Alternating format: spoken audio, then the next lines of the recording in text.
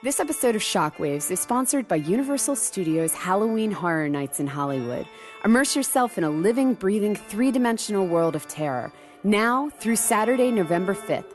Visit them online at HalloweenHorrorNights.com/Hollywood to learn more about the event and buy tickets.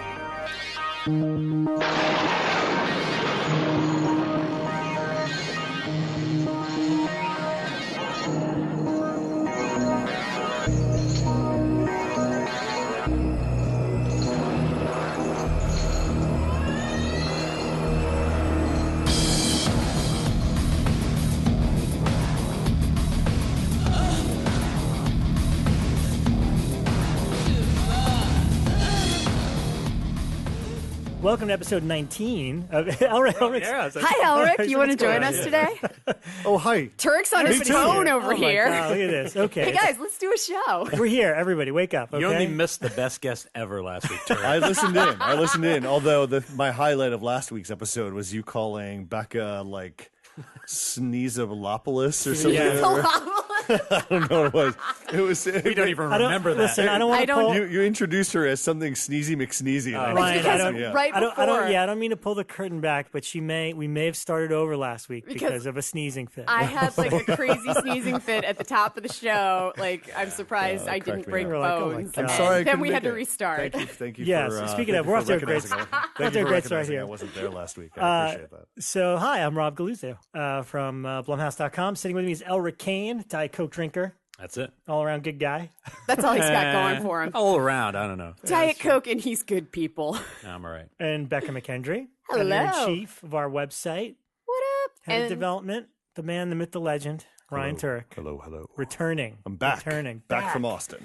So we've got a lot to talk about. We're going to have a fun topic to kind of tackle that we've never done on either show before. But before all that, we have to start at the top of the show. Unfortunately, the news came out that Herschell Gordon Lewis is no longer with us. The Godfather of Gore. Mm-hmm. I don't know if it's, everyone's got a little bit of history with him because his films are definitely a unique subgenre. Acquired taste. An acquired taste and a unique subgenre in horror. And I don't know. I think it's interesting. Everybody I talked to discovered his work in a completely different way in a different time period. For me, it was much later on, but Bekah, I know you had a little bit of history with him back from the Fango Sirius Radio days. And by the way, you should go back to Bekah's Facebook page and check out the photo she put online of her and Herschell Gordon Lewis. Because I was like, who's that with Herschell Gordon Lewis? That was a younger, slightly plumper me, but and wearing who's that? I was wearing the sweater in it. This is the not Mistress Bekah though. No, this was. But I was wearing this sweater in it that made me look like a peppermint drop. If you notice, it's like pink and red. Anyway, Dave was making fun of it all night. I'm giving you shit because I love you. That's my kind of mistress. But I discovered Herschell Gordon Lewis like way too early because he was one of my like video finds, like going through video stores early on where I would look at the covers. And I wrote about this on the site, how the cover to Color Me Blood Red like terrorized me, but I couldn't stop staring at it to the point that I finally got up the nerve to rent them. And then after I rented that one, I moved on to 2000 Maniacs. And then I like binged watched all of them. And this is while I was probably like maybe 8th or 9th grade. And they were really accessible to me because his gore, I had not gotten to Gore Girls by this point, which is not quite accessible to somebody that young. But things like Blood Feast and 2000 Maniacs and things like that. The Wizard of Gore. Yeah. It's so over the top and so campy and so just caricatures. But I thought it was hilarious. And it would shock me enough to go, oh my God, but it wasn't real enough to disturb me. And I ended up seeing She-Devils on Wheels really young too, which is just, it's like a weird feminist film. Actually, a female screenwriter on that one. Gordon didn't write that one. But yeah, some really fascinating stuff. And then I ended up, he came on Fangoria Radio when I was doing some assistant production stuff for them. Sorry. He came on Fango Radio when I was doing some assistant production stuff for them. And he was just like, Herschell Gordon Lewis from his work. And then when he entered the elevator and I was picking him up and going upstairs with him, he was just so grandfatherly and just so excited to be there. And I've told the story before, but he offered me a Werther's. And I was just like, that's so adorable. And he was just the nicest man. And then I've kept in touch with him throughout the years just because my academic work was all focused on grindhouse filmmaking. And so anytime I was doing something on marketing, I would email him and ask him, like he was my go-to interview for everything academic I was doing. And so, yeah, it really was hard for me on Monday just because he's been very helpful throughout my entire academic process. Yeah. And he was always pretty open in terms, like, anytime we reached out on Icons of Fright to either chat with him about something, he's always kind of open to, doing whatever. And, he was such a showman. And I think that's one of the biggest things I take away from his films is hearing his stories of how he toured them and really, thinking about the audience and how they were going to react because there was an audience for this kind of stuff. Well, there's a great book out there by Jason Cinnamon called Shock Value, and it talks about the importance of what H.G. Lewis brought to horror, because up until the point of his films being released, it was kind of not sanitized horror, but old horror. It was Hammer horror. It was Universal horror. It was stuff like that.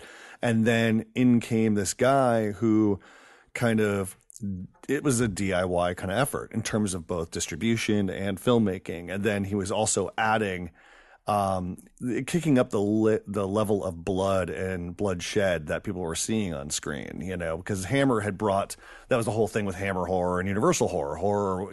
Universal horror was black and white. Hammer horror was color and blood and sex. And then H.G. Lewis is like, I'm going to pull some guts out of this blonde girl. Yeah. And that's kind of how I saw it too.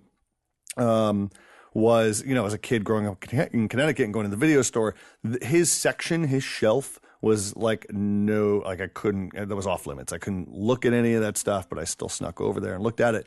And when I would look at the gory images and some of the kind of insane stuff that was on the back of the box art, it obviously, like many things that you conjure up in your head, so much bigger and so much more violent and so much more, I guess, meaner. And I was just kind of like, when I finally got around to seeing these movies, I was like, nobody operates this way in the real world. Yeah. What that, everything was just so over the top and campy. So anyways, like, it was just like, I guess it was a little bit tamer than I expected, even though it's super grotesque, because then you start seeing, the kind of the seams to the gore and seams to that stuff. It's like the opposite of what Greg McLean kept talking about, grounding. Right. It's not grounded at all. No. But what you see is visceral, but in a silly way. I was most proud thing about Jump Cut was the night I opened it, I put up all the director pictures, and it was so important for me to put him next to Spielberg. Like I said, I want to run the kind of place where there's a picture of Spielberg next to a picture of Herschell Gordon Lewis, and then like Robert Altman. Like, to me, that would be a coup. And the first person to recognize that it was Herschell, because it was him very young. And that's why it was such a cool photo, is him looking through a long lens. He looked maybe 40 or 35. And the only person, of all the initial people who came through Jump Cut, I'd say, I'll give you something free if you know who that is.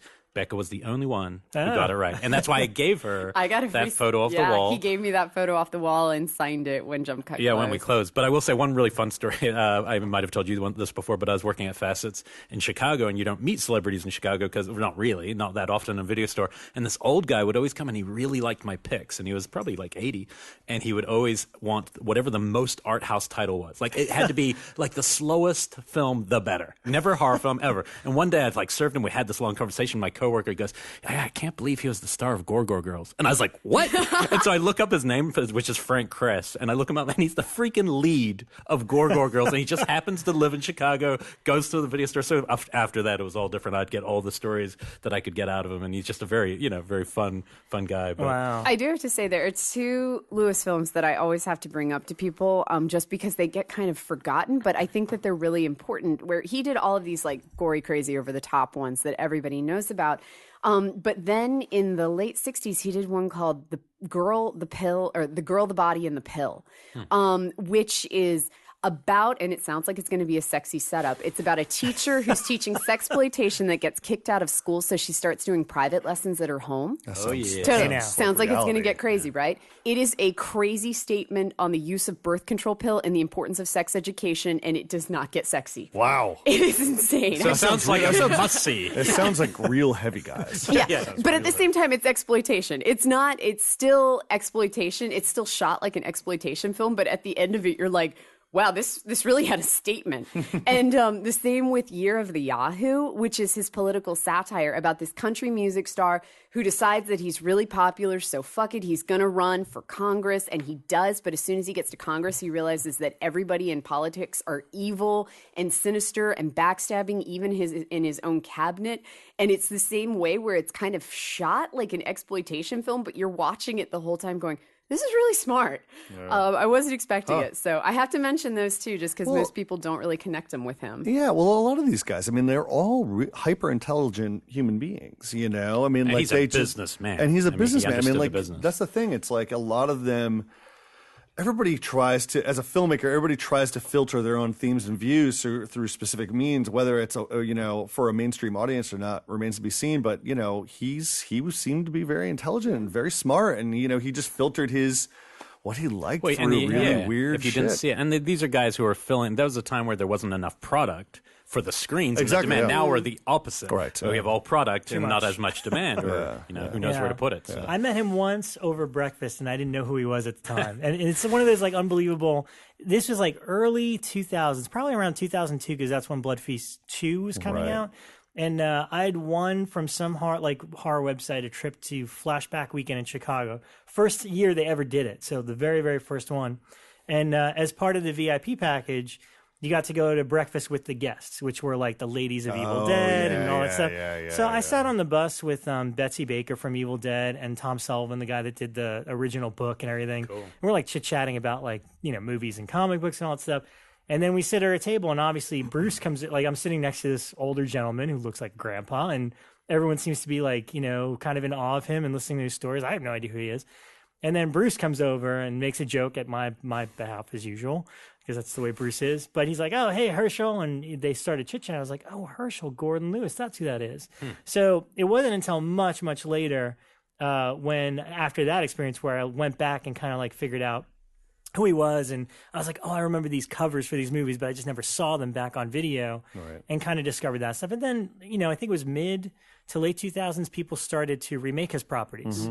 Jeremy Caston did Wizard of Gore. Tim It Sullivan was the did 2000 Maniac. So, so, you know, Something Weird Video usually put out all this stuff. There's actually some fairly inexpensive Blu-rays that collect, like there's a double feature, and there's one that had called the Blood Trilogy that has 3 of them together. So, if you want to take that plunge and discover some of them, and actually, it's possible. Something Weird label and their logo is taken from the Herschell Gordon Lewis movie, Something Weird, which is really trippy. Elric, you would like that one. Yeah, no, I know that one. That's a cool one. Yeah. So buy some cow tongue, cook it up, raise a glass in his honor. Here's to Herschell.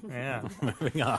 So there's a lot to talk about. Well, first of all, why don't we check in with Ryan regarding Fantastic Fest? You were missed last week, but we were hoping you'd come back and report some new films. Well, maybe for next us. year we can try to get a recording. Whole crew. The whole crew down there for a recording in the lobby at the Alamo Draft House. Fantastic Fest was actually really, really solid this year. You know, there were a couple festivals I attended that I was kind of disappointed by the films that were programmed.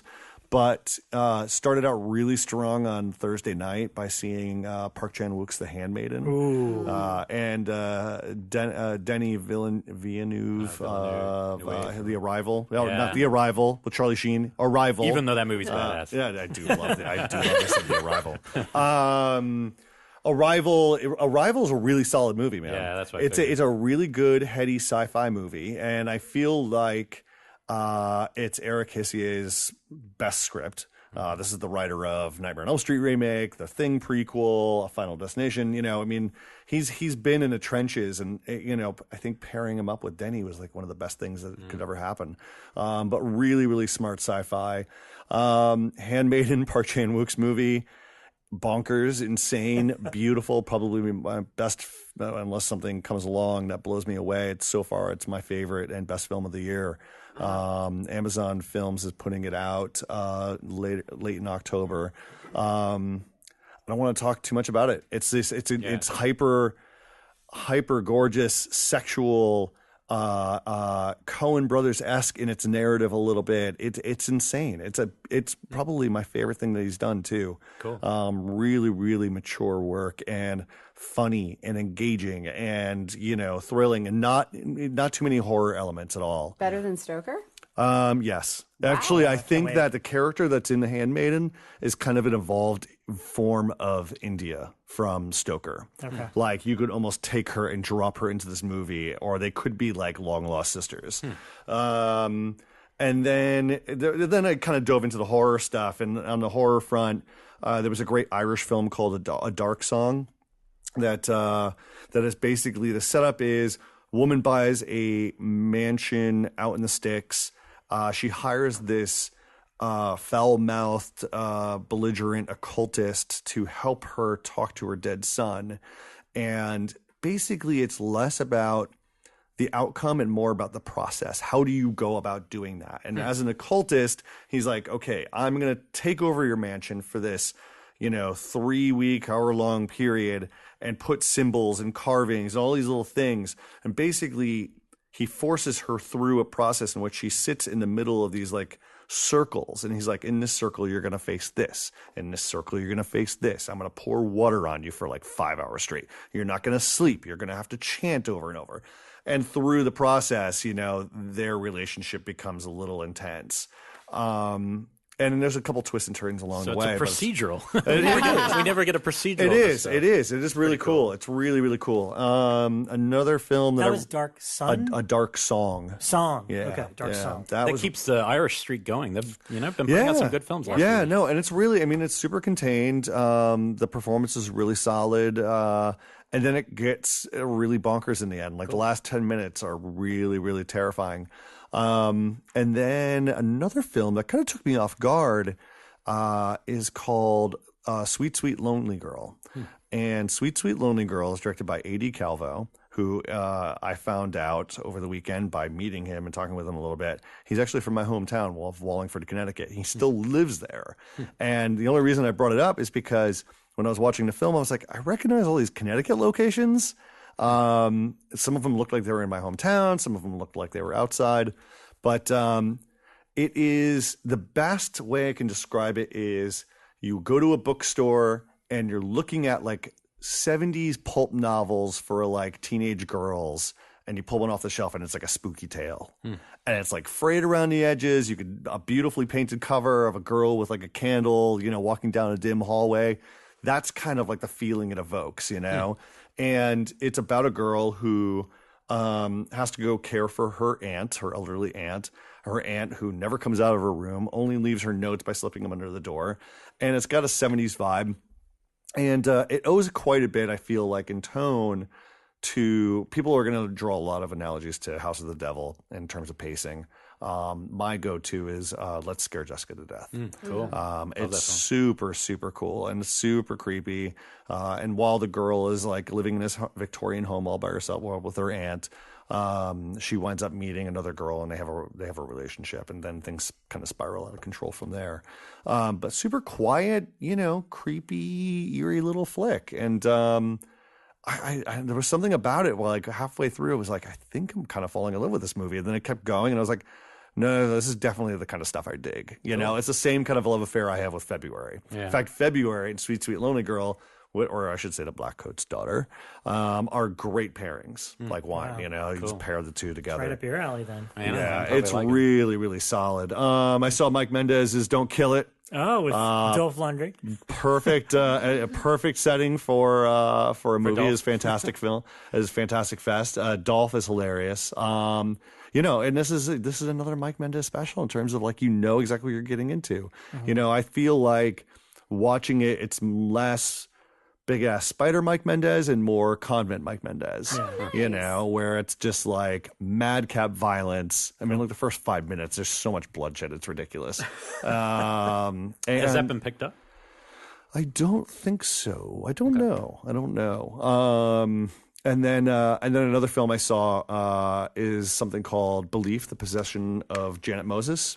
Elric. This is a New Zealand tale. Oh, really? It is about the true case of this woman named Janet Moses, who came from a Maori family, and it's a documentary. Oh, and most of it's told in reenactments. And basically, what had happened was Janet Moses started to exhibit signs of just depression and isolation and Maori family super tight knit, and what the family wind up doing is they brought in a spiritualist, and he was like, she's possessed, and they were like, okay, family, all hands on deck. That's the word for family in Maori. Oh, nice. Fun out. Well, they brought all hands on deck, and for days on end they performed an exorcism on her, and she died. So I've never heard of that in that culture. That's cool. And that's not a spoiler, guys. It literally begins with she's dead, and it's about the kind of hysteria that occurred in this tight bubble of this little home. Like, they literally had grandfathers and fathers and uncles and aunts and all these kids all experiencing and all participating in the exorcism. And it's kind of like Salem witch trial-esque in its hysteria, but it's a great documentary. Is it made from reenactments and photos? And No. It's pure reenactments. Oh, wow. Yeah. And there's a couple of people who were interviewed who were actually involved in the case, like the cops who discovered everything and whatnot. Cool. But Vertical and XYZ picked it up, and I think they're going to do a small release. But those were my highlights. So cool. Yeah, some good stuff. Very cool. All right. What about you, Beck? The one thing we all unanimously. Oh, yeah.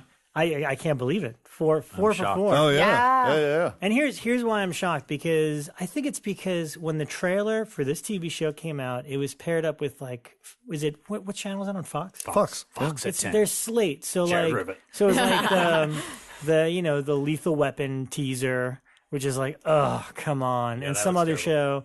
And then Exorcist, and you're just like, I don't know about that. I wouldn't have watched it if people hadn't said it was good. I wouldn't have even gone there. And I DVR'd it because I was like, oh, it's premiering this week, and I watched it the next morning with my roommate, and we were both like really impressed. Yeah. It was really good, really mature and classy, and I wasn't expecting that when they were like, oh, Fox is doing a remake of Exorcist. Well, because here's the thing. They did the one thing that is all I ever asked for any of these remakes, is they didn't remake the original movie. Right. In fact, they referenced the original, so then you're like, oh, okay, so that happened. And now you're we can in the move universe, on. You're in that world. But you're not in that story. But it's not that story, and that will give you a pass no matter what. I just hate when they're like, no, this is the new Reagan, or what. It's like, no. You have a show called The Exorcist that ends with tubular bells, and it still felt fresh. The whole thing felt fresh, and when tubular bells came out, I had chills. I was like, okay, wait a minute, we're going into some different territory. What they smartly did is they recognized that you can't remake the fucking Exorcist. No. Yeah. It's like you can't.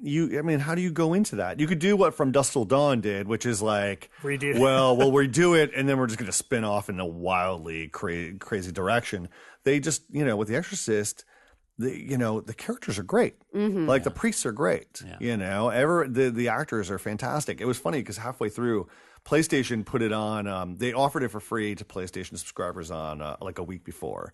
So I downloaded it, and we're sitting here. Ciara and I are watching it, and we were like, "This is really good."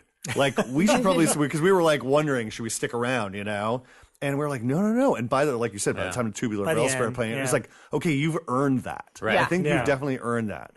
Well, there's a twist, like I think 3/4 of the way through, which I think is what set it apart for me, because it plays with your expectations in such an easy way. All. I was like, oh my God, that's where we're going. You know what? It reminds me more of, and I wonder if this was any influence at all of that book, Head Full of Ghosts. It actually has a bit of the structure of that, and I started thinking, oh, interesting, because it felt modern, but the same take on that story. But either way, I was totally in. I was like ready for the second episode. Yeah. So Well, here's cool. something to keep it up. And I think I looked on IMDb. It looks like there's only at least a listing for only 5 episodes. So I don't know how short a season this is, or what. It's like mini series. And before the show started, I said to Rob, I'm like, but it's also directed by the guy who did the last Planet of the Apes movie. Oh, yeah. Exactly. So it's like you're getting a real director, a real director, pilot. and then Jeremy Slater writing, and he's acting the showrunner.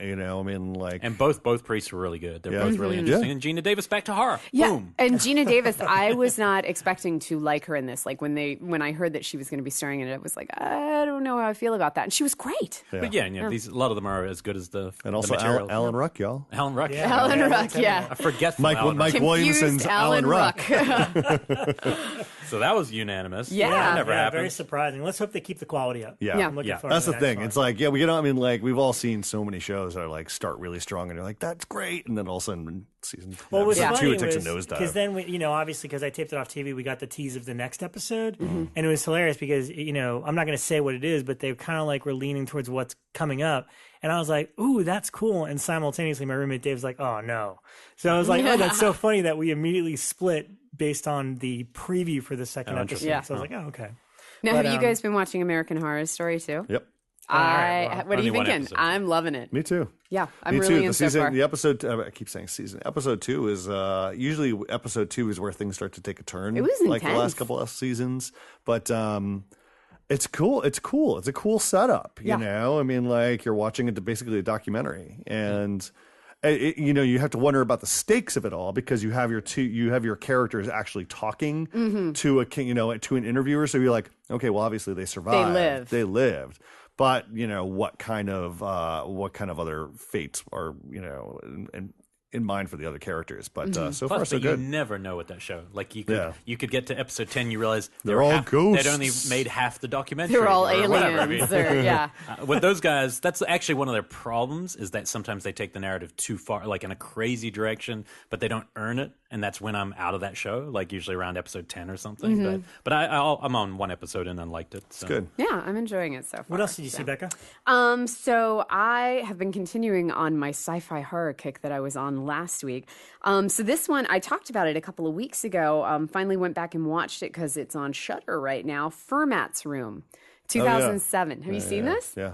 I really like it. That was part of the 6 films to die for, wasn't it? I don't Or the remember. six films to keep you awake that Lionsgate put out. The only don't one remember I've seen that off that one, there was a Christmas one and the Baby's Room are the two that I watched off that, but it may have been on there.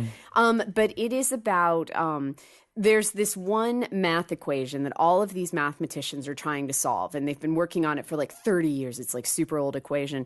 And it's like the greatest thing that you can do in the math world is to solve this equation. And so there's this kind of backstory of all these people have been trying to solve it. But then just for fun, a couple of them are invited to this weekend by this weird mathematician who calls himself Fermat and says, come, I'm going to fill you with a whole bunch of crazy equations all weekend. It's going to be fun. There'll be prizes. Come and solve them. It'll be great.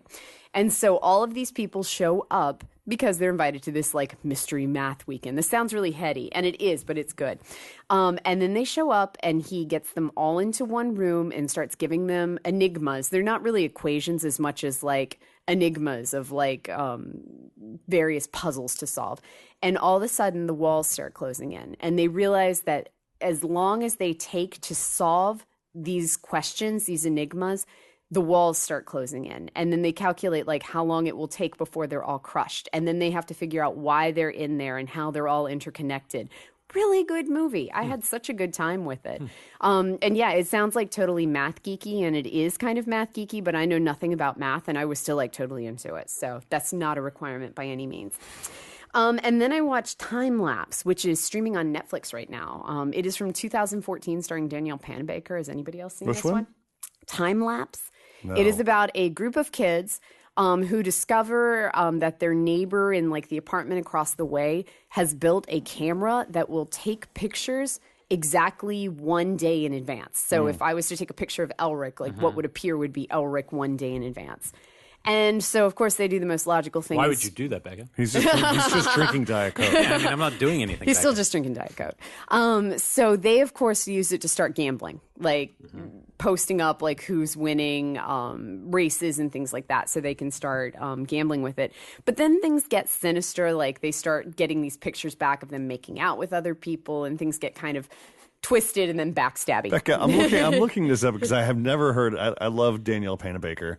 What would prompt you to watch this movie? Where did you find this? I've been doing a whole bunch of sci-fi stuff lately, like anything She moonlights on a sci-fi. sci-fi site. Like I could just see Obviously. Bekah like sitting at home on Saturday night going, You know what? I could use some time lapse right now. No, this one I'd been doing. On those nights, let me know, and I'll send you a pizza. Thanks. For my sci-fi time lapse nights. No, last week I did a whole bunch of sci-fi horror ones too. I rewatched Pandorum, which I highly recommend checking out now. I swear, watch it a second time. You'll like it better. What's your next math title? So yeah, time lapse. Time lapse. I do have to say it got kind of annoying, so it was not my favorite film I've ever watched. But the lead-in was pretty cool. Right. And then the last one that I watched this week is not a math title, guys. I watched They're Watching because a lot of people. It's also streaming on Netflix right now. And a lot of people had recommended this one to me. They're Watching. It is on Netflix Instant right now. And the setup for it is that this kind of house hunting show called House Hunters Global or something like that documents when people move from one country to another. So there's this reality crew, and they follow this woman as she moves to this tiny town in Moldova. Which I had to look it up. It's like Eastern European. So hold on, just to stop you there. There's a reality crew in a horror film. Okay. Continue. Yeah, and so the whole thing, the whole opening of it is set up like the actual TV show. Like you're watching a TV show where they go in and document this woman. She's an artist moving to Moldova because she wants to just be in this old world country and experience art. And then it goes found footage. And it's about the crew going back to document her 6 months later. And that's where it gets really annoying. Because then it does what I'm going to call Blair Witch Syndrome now, where it probably spends 15 minutes while the crew explains all their cameras to each other. Like, I'm going to put this one on your head, and you can wear it on your head. And I'm like, first off, they're a TV crew. They should know how to work the cameras. And then it's that same thing of, like, we've never seen a found footage film before. And then goes into about a half an hour of the crew dicking around as they like go to bars and make fun of the locals. But then at the 42-minute mark, it actually gets interesting. And there's this whole kind of like people in the town are very suspicious of witchcraft. And there was a witch burning in the town recently. And then it gets slightly interesting and things get kind of gory and good. But your review comes with instructions. Oh my God! All right, no. It's pretty good, but then at the 23-minute mark, it's not so good. No, but that's what I'm saying. It gets good. It's like, geez. The first 42 minutes. The first 42 minutes, I was begging Dave to let me keep watching because I was like, it has to get good at some point. People have recommended this to me. It has to be good at some point. And the whole time he's like, can't we just fucking watch Star Trek?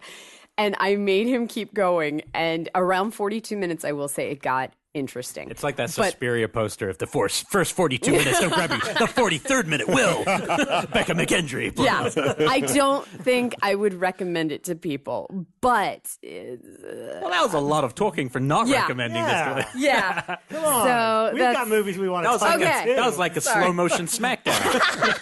That should be a corner. Slow motion smackdown. That was my slow mo smackdown. It was not my favorite film I've seen this year. All right. Oh my God.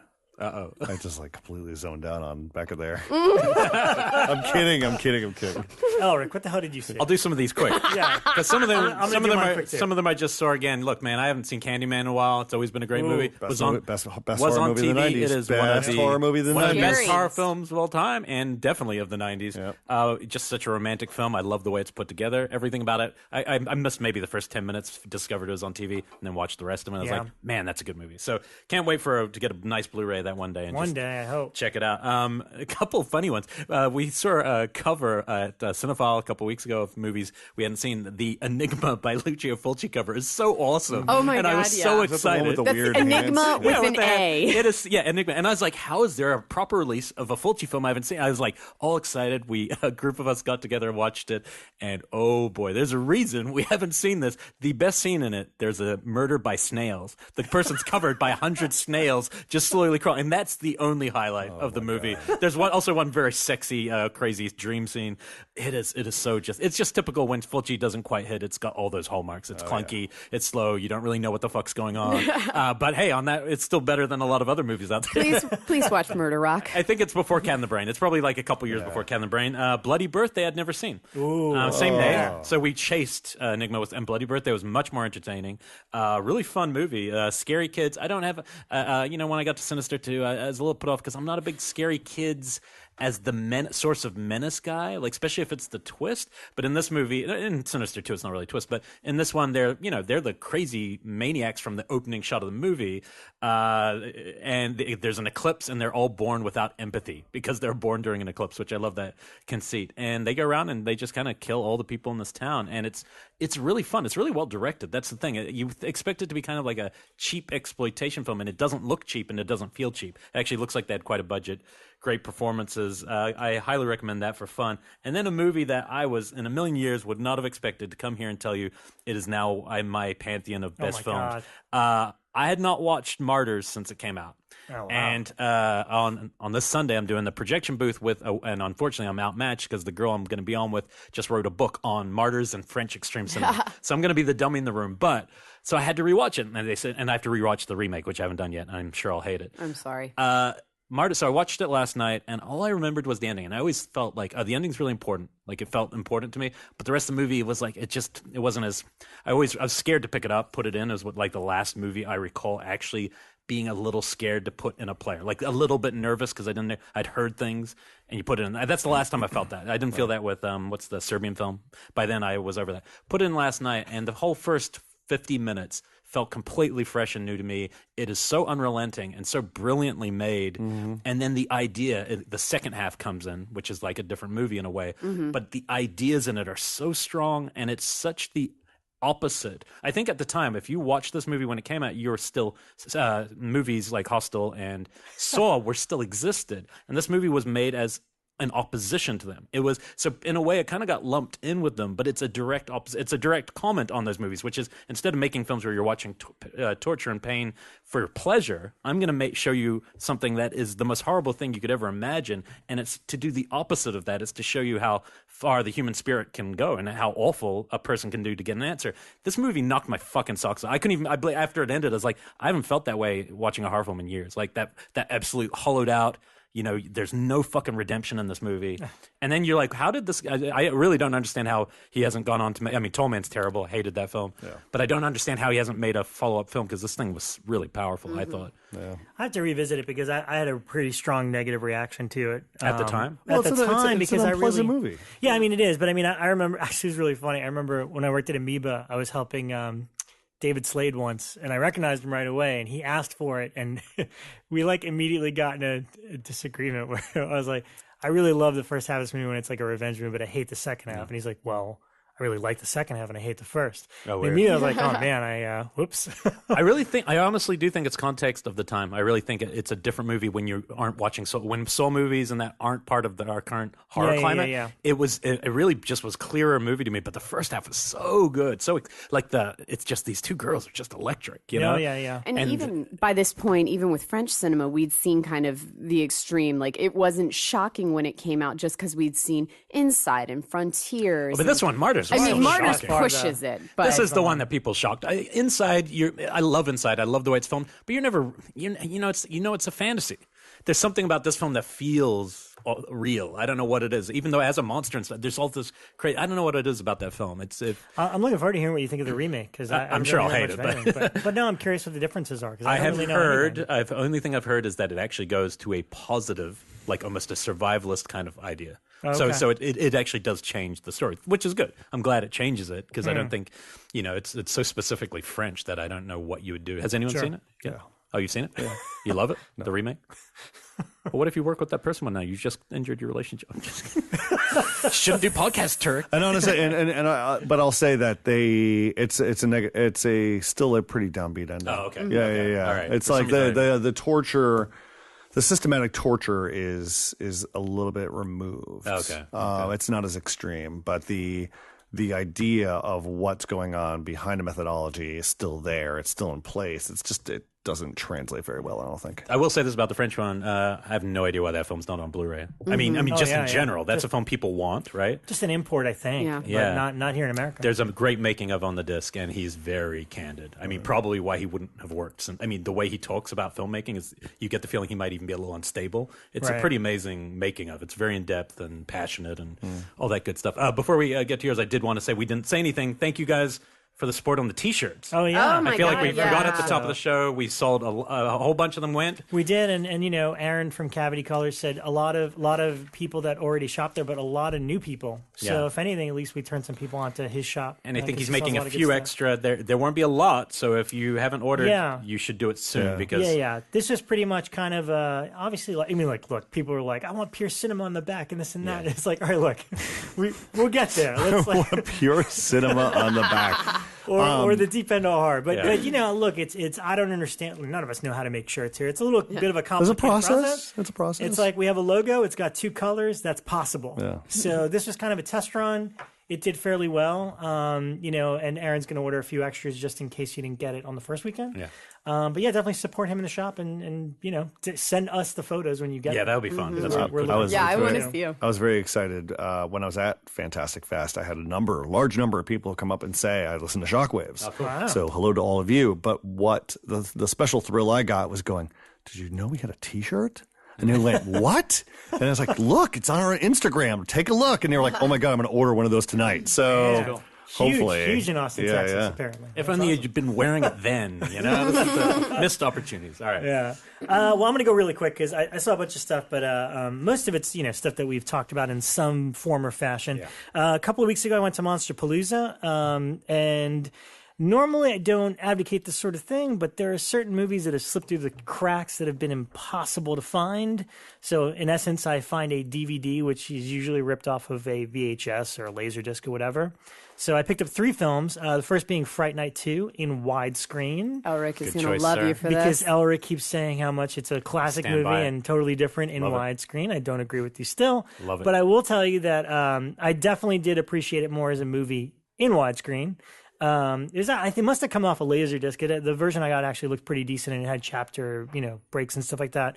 The thing I love about it is Julie Carmen is amazing as Regine. You didn't like the comedy gags? There's so many good gags in There's, that film. there's a few comedy gags that are really good. I think, you know what it is, and this happens every time I see it, because it's a well-made movie, and I like Tommy Lee Wallace. I like the you know, there's like one gag where the guy, John Grives, is that his name? Yeah, he's amazing. Where he's like walking, the dog's barking at him, and he just And he turns, turns. and Love for that that one moment. shot, he's like the wolf thing. in and then general, turns he's around. one of the best things about it. He's funny. He's great in it. Yeah. And then, you know, there's a lot of good humor, there's a lot of good stuff to it, a lot of good ideas. I think every time I watch it, it follows the beats of the original too much.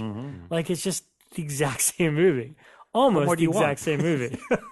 I don't know. Something a little feel bit different. No, It's a just great little opening. more, yeah. I think it's one of my favorite sequel openings. You know, because it's Charlie recapping everything. Yeah. It's like, and then he just goes, and that's how it happened. Yeah, You yeah. know, and it's like that's a great start. I will say it's Yeah. a crowd film, man. I was watching that with that new Bev crowd last. I mean, people were going sure. ape shit, and sure. it was nice to see that because I had always had fond memories, but I didn't know if it still played well. Right. So that was fun. So there was that. I also got Fade to Black from 1980, Yeah. which is one of those kind of Bekah's lost fan. ones that I'm a everyone always talks about.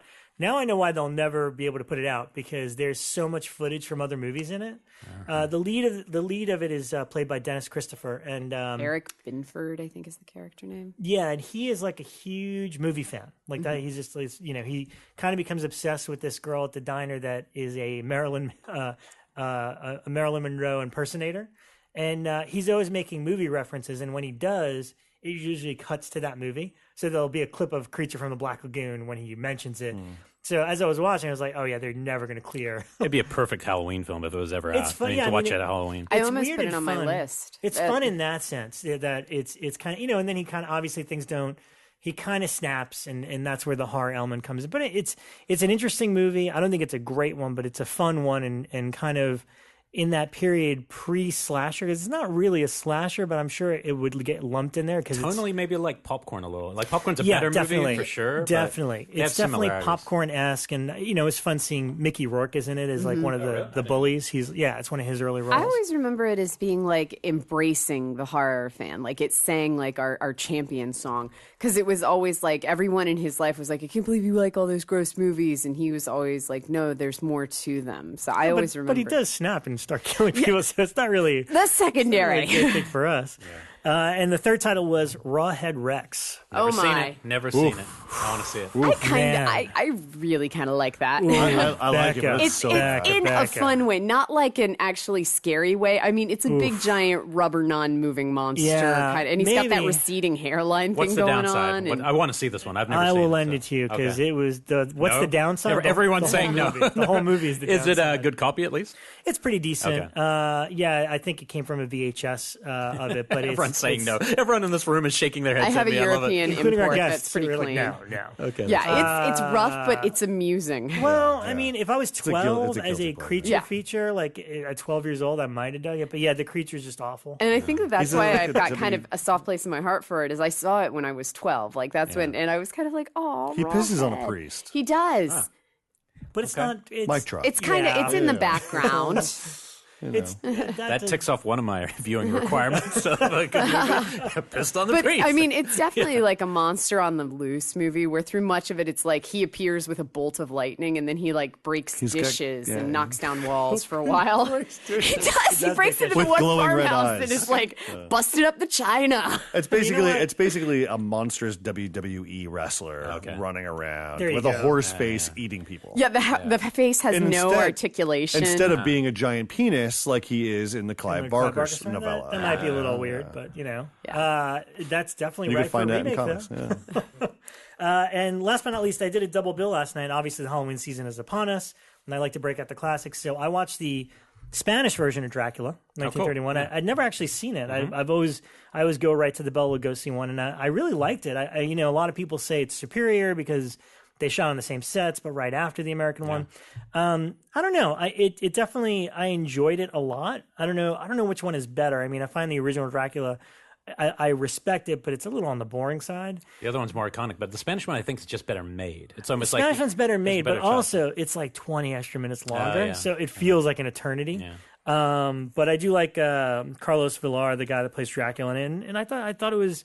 You know what? If you watch Dracula every Halloween, I think it's nice to switch it out every once in a while and watch the Spanish version because it felt like a really cool, like long lost foreign film from that era. So I really liked it.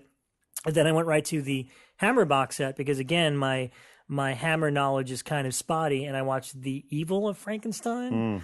Which is that one the- of the later ones, I guess. I Peter don't know. Boyle what playing Peter Cushing. Well, I don't know who plays the At one point, monster. no, Peter Boyle, and one of them plays Frankenstein. I can't remember which one that is. Not young Frankenstein. No. Yeah. No, it's Peter Cushing, and I Let don't me know look who up played the Curse. creature. I'll look up Curse. But no, I thought it was actually a really well-made movie. It's actually from who's the director here? Freddie Francis, who did Francis, yeah. Tales from the Crypt, the Tales from the Crypt He's movie, done a and bunch of the Hammer stuff. yeah, Doctor and the Devils. But it was a lot of fun. I mean, it's the Hammer stuff is basically remakes of all those other ones, so it's pretty much the same story. Somebody was I posted the title, and somebody was kind of making fun of the monster, like, oh, the blockhead thing, and I'm like, yeah, but the original has a blockhead, and in high def, I'm like, yeah, that's pretty goofy, but I still like it. So Those movies were always, whether it was the Frankenstein or the Mummy or anything like that, it's always like the Frankenstein movies were special because it was like, Frankenstein's on death row. Frankenstein is hiding out in a house. Frankenstein has shacked up with some kid and he's going to be his tutor. And then, you always knew that somewhere along the way they were going to make a monster, Yeah. But no, I really dug it a lot. And I mean, more than anything, it's like I'll watch anything with Peter Cushing. He's like one of those actors. Like every time I discover one of the older Hammer movies, I'm just like, man, this guy's amazing. And I kind of miss that we don't have horror icons of that sort anymore. But anyway, so that's what I saw. Peter Boyle did play Frankenstein in a little movie called Frankenstein, but I can't Frankenstein. I can't find the Hammer one that was in my brain. We'll Frankenstein. see. Maybe somebody at home knows. But yeah, stick around. We're going to bring our guests on and tackle haunts. Wait, our guests over there? It's no secret, we at Shockwaves are huge fans of horror. On film, on TV, and especially in person. Halloween Horror Nights at Universal Studios Hollywood brings together the sickest minds in horror to immerse guests in a living, breathing, three-dimensional world of terror. Now through November 5th, 2016, Halloween Horror Nights features a new slate of unrivaled film and television production quality mazes, frightful scare zones, and a fully reimagined terror tram experience. all uniquely themed to today's most definitive horror properties, like The Exorcist, American Horror Story, Halloween, Hell Comes to Haddonfield, Freddy vs. Jason, The Texas Chainsaw Massacre, Krampus, The Walking Dead, and The Purge election year. These mazes are scary as hell, and we will be telling you about each of them in graphic detail over the next few weeks. As Southern California's most extreme Halloween event, Halloween Horror Nights is designed to taunt, terrorize, and torment guests as they navigate the darkness from one frightening maze to another. Tickets are available for purchase at www.halloweenhorrornights.com/Hollywood, including a front-of-line ticket option that enables guests to enjoy priority access to each of the Halloween Horror Nights mazes and the Terror Tram, a theme park ride. Advance purchase is recommended as events nights will sell out. Halloween Horror Nights at Universal Studios Hollywood. Nobody does Halloween better. Visit HalloweenHorrorNights.com/Hollywood now for more info and to get your tickets.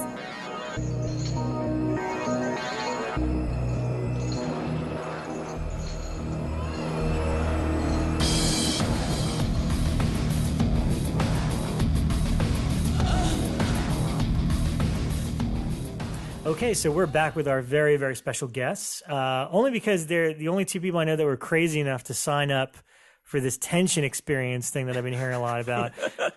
We want to dabble and talk about, this is the Halloween season, so we like to do haunts and mazes and hayrides, and now there's escape rooms, and they've just gotten more elaborate and more interactive over the years.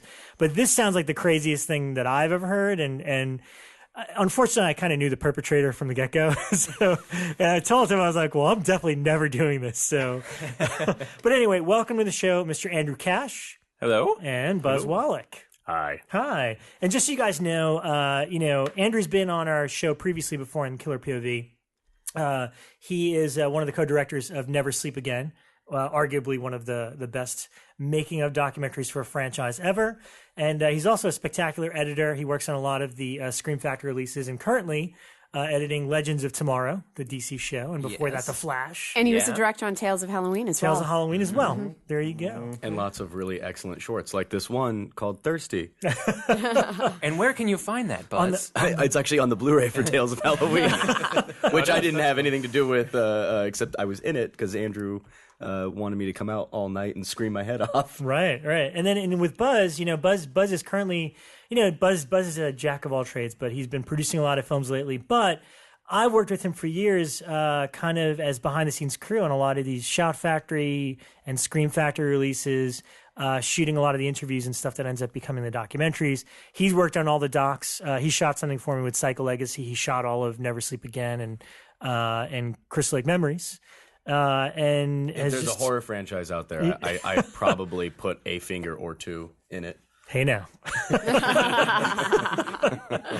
But yeah, so, and the other thing is, both of you guys are, when it comes to this sort of thing, the horror haunts, or I don't even know if that's the appropriate term for it, but this is like an experience, horror experience. Horror Yeah, experience. it's either ARG or immersive gaming, or immersive gaming theater, experience, escape immersive rooms. theater, escape rooms. Yeah, the horror. Like I feel like the haunts are reserved for things like Not Scary Farm, Universal Halloween Horror Nights, the stuff that you could find in a neighborhood, where someone puts on like their own little maze or something like that. Yeah, It's and like they're traditionally called like mazes, walkthroughs, or attractions. dark rides. Yeah. right. Yeah. When did you guys first get wind of because I think, Andrew, you told me about Delusion. Is that the one? Delusion, yeah. When did you get wind of like these elaborate ones that required not just walking through a maze and getting like people pumping, jumping out at you, whatever? It was probably about 5 years ago. I was working on Beavis and Butthead at the time for Mike Judge, and one of the guys on the show was an actor in Delusion. And this was some sort of upstart thing. They were advertising it as like a haunted play at the time. And this was before I had heard of like this whole immersive theater thing, which is now really starting to catch on. So I thought it was just like a traditional haunt. So I went opening night and was shocked because, haunts are generally passive things. They're mazes set up, you walk through and actors pop out and they go boo. And they're very safe. They have a lot of precautions because they're usually dealing with the masses. So things never get too freaky. And Delusion sort of like broke through all these boundaries. It was set in this house, I think out near UCLA. And a lot of movies have been shot there too. After I visited that little mansion, I know Mike Mendez shot there for a couple movies. It's just something that you see pop up a lot. And yeah, it was sort of structured like a play, and you're interacting with the actors, and they're touching you, they're reaching out, they're grabbing you. You are running at full force from room to room, sometimes like barricading things up yourself. Looking for objects to help defend yourself, and this was put on by a guy named John Braver, who was a Hollywood stuntman.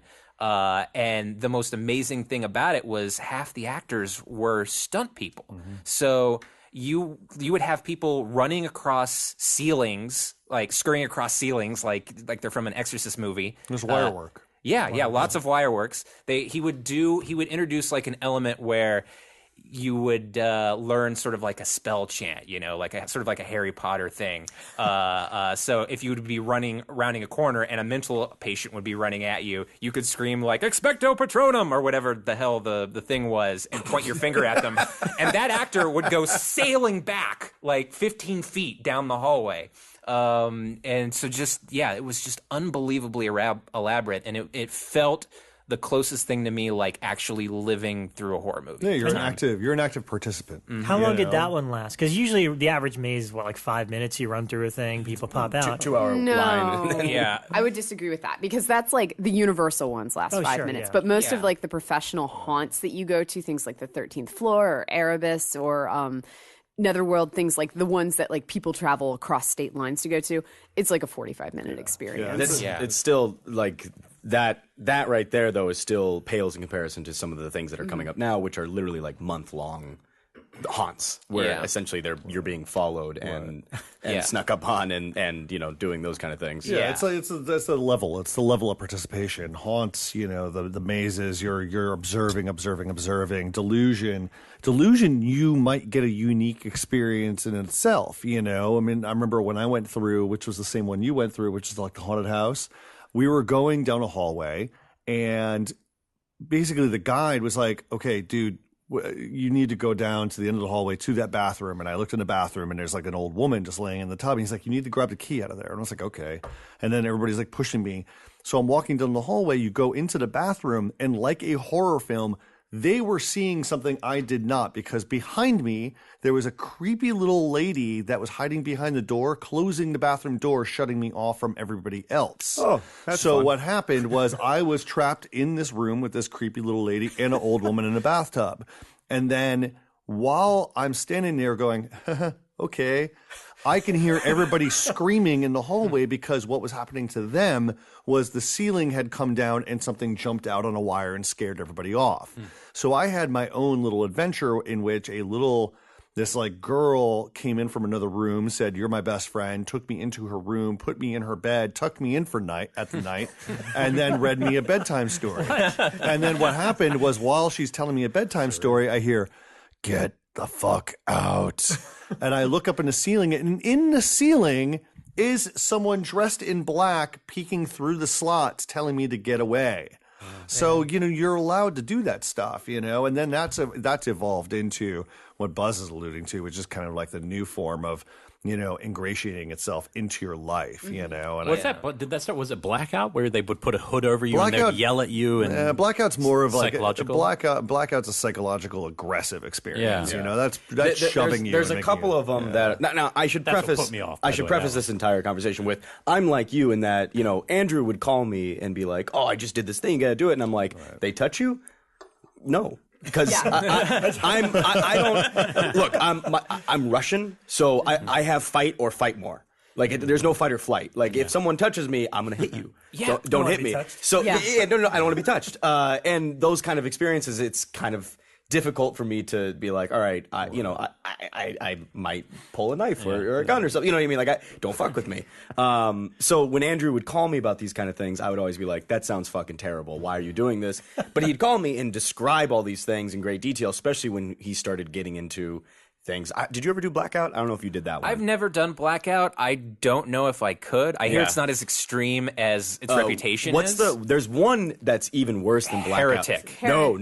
There's one in San Diego. That's the one. That's not even McKenney McKenney That's the one that Manor. people pay like $10,000 to do, and it's got like a 6-month If waiting you read list. about it, it's literally It's It's 2 free cans of for dog food. food. Yeah. 2 cans? Oh, there's You one sign that up, I've you heard sign, that's like, a like lot of super waivers. expensive. apparently. I But, mean, from okay, what I've 2 cans of dog food. from what I've read about it, it's essentially like a guy that if he didn't have this would be a serial killer. That he just does everything he possibly can in his apartment to just fuck you up. That's not a haunt. That's not that's theater. not- I don't No, but there's that's not I mean. even- There's it's started to morph into a couple of different. There's different rails. Yeah. The entertainment experience is riding 3 different rails. You've got the traditional home haunt. You've got, or not 3 different rails, but multiple rails. Which home haunt, the bigger kind of like mazes, the kind of big ticket number kind of things.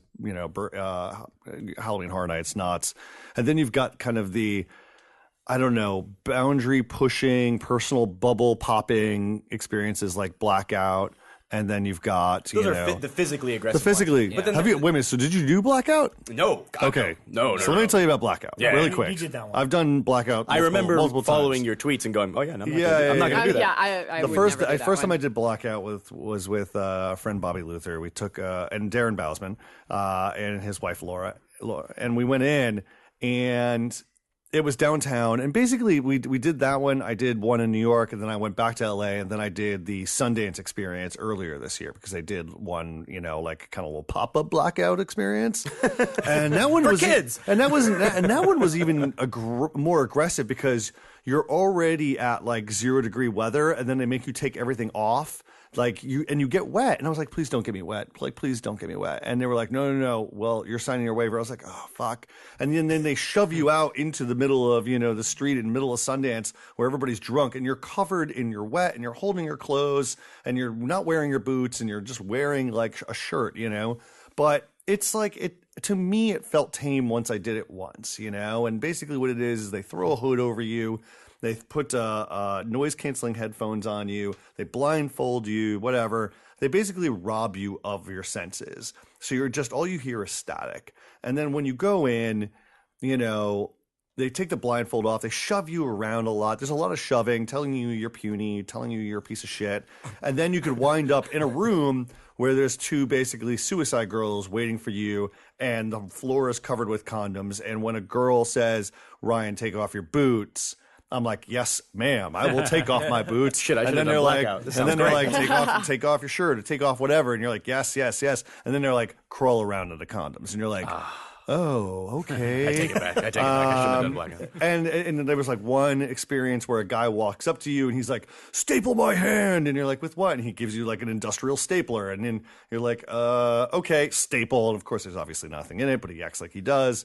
But the one in New York City was the one that fucked me up a little bit because I got down on my knees and I was crawling through a kind of a tunnel that had an inch of water in it. And when I came out, there was this greased up dude that was like, it's okay. I'm going to take you to the next level. And I'm like, okay, cool. And he's like, come on. First, you got to lick me. And I was like, excuse me. What? And he goes, you got to lick my nipple. And I was like, I don't know. And he's like, are you going to say the safe word? I'm like, I'm not going to say the safe word. And he's like, well, come caress. And he like brings me into a hug. And I just kind of was like, nah. And what I'm doing is just poking my tongue out for a second. He's like, oh, that felt so good. And then you like move on. And you're like, okay, that's crazy. Moving on. And you move on. And then there was a moment in which I met, there's kind of like a unified theme with Blackout where they want you to experience a girl ODing. And so after I've, kissed this man's chest and moved on to the next level. What a polite way to say you licked a man's nipple. Yeah. there was a girl who was like, come with me. And she acted like she was shooting up. And I was like, I don't know if you should do that. And she's like, which way you want to go, left or right? And you're like, left. So she takes you down one hallway. And then she's like, left or right? And she takes you down another hallway. And we were there sitting in front of a fireplace. And all of a sudden she starts having seizures. And she's like, quick, get into the fireplace. I'm like, okay. And she shoves me under the fireplace. And she comes down and crawls in with me. And all of a sudden I just hear. And I was like, oh my gosh, she just hit her head. And she did. She was like, oh. And I was like, oh my God, are you okay? Break character. It's okay. It's okay. And she's like, I'm okay. Oh, fuck, that really hurt. And then she was like, ugh, she started like ODing. And then from that point on, you know, then it gets even more aggressive because then the guys come in, they put a gun to your head, they throw you in a coffin with this dead OD girl. Oh, Elric is shaking his head. Yeah. Why? I'm with you, man. None of this sounds fun to me. I'm literally telling the story. Everybody's just like, what the fuck? There's a reason we are on this podcast. It's because we like movies, and the rest of the shit is terrifying. Because I'm about, you know what? I'm like Frank from Hellraiser. I want to push the limits a little bit and see what I can experience. Look where that Come to got. daddy. So You know what it got? You know what it got? It got my mom calling me the next morning going, honey, what's wrong with you? Because I told her all about it. And she was just like, what's wrong? I was like, Mom, you know who I am. Come on, what are you talking about? So you sucked another man's nipple. No, he barely touched it. I mean, I literally have Regardless, tuned out except for the nipple. That's what I'm fixated on now.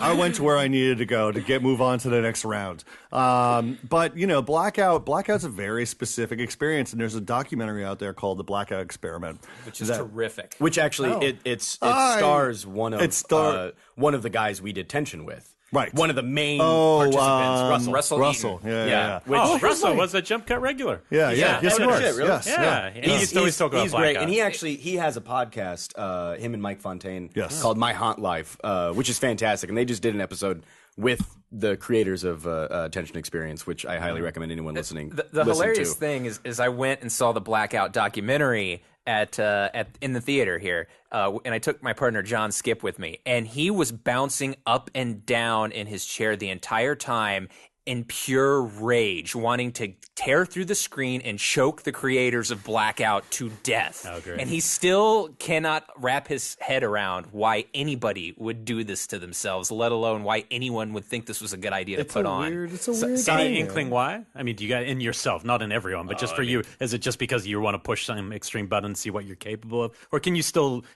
see it as fantasy while you're doing it? You can still see it as fantasy. Okay. I think but it's about like shattering your day-to-day comfort zone. You know, you come out of these experiences, and every single one of them sticks with you. You know, like.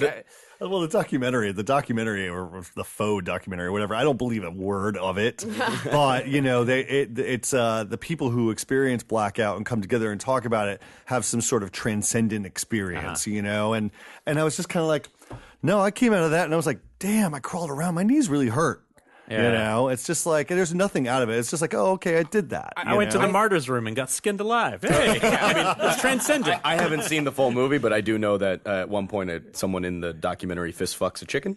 What? Yes, they What? do. They fist fuck a chicken. Yeah. that. Yeah. Well, it's not alive. All right. It's a plucked store-bought chicken that they're fist fucking. Does not change my original statement of someone in this documentary fist fucks a chicken. And that you had your finger in a few. Yeah. I just love Rob's face. Rob When you is- say that phrase, it's kind of Rob, who's hard to get out of the house.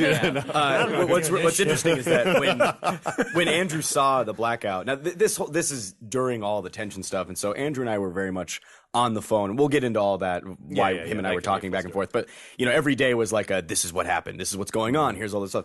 And my office where I was working at the time on a film was right around the corner from the Lemley 7, and I didn't know that's where he saw it, but I'm on the phone with him talking about tension stuff. And this is an experience where everything is connected, nothing is a coincidence.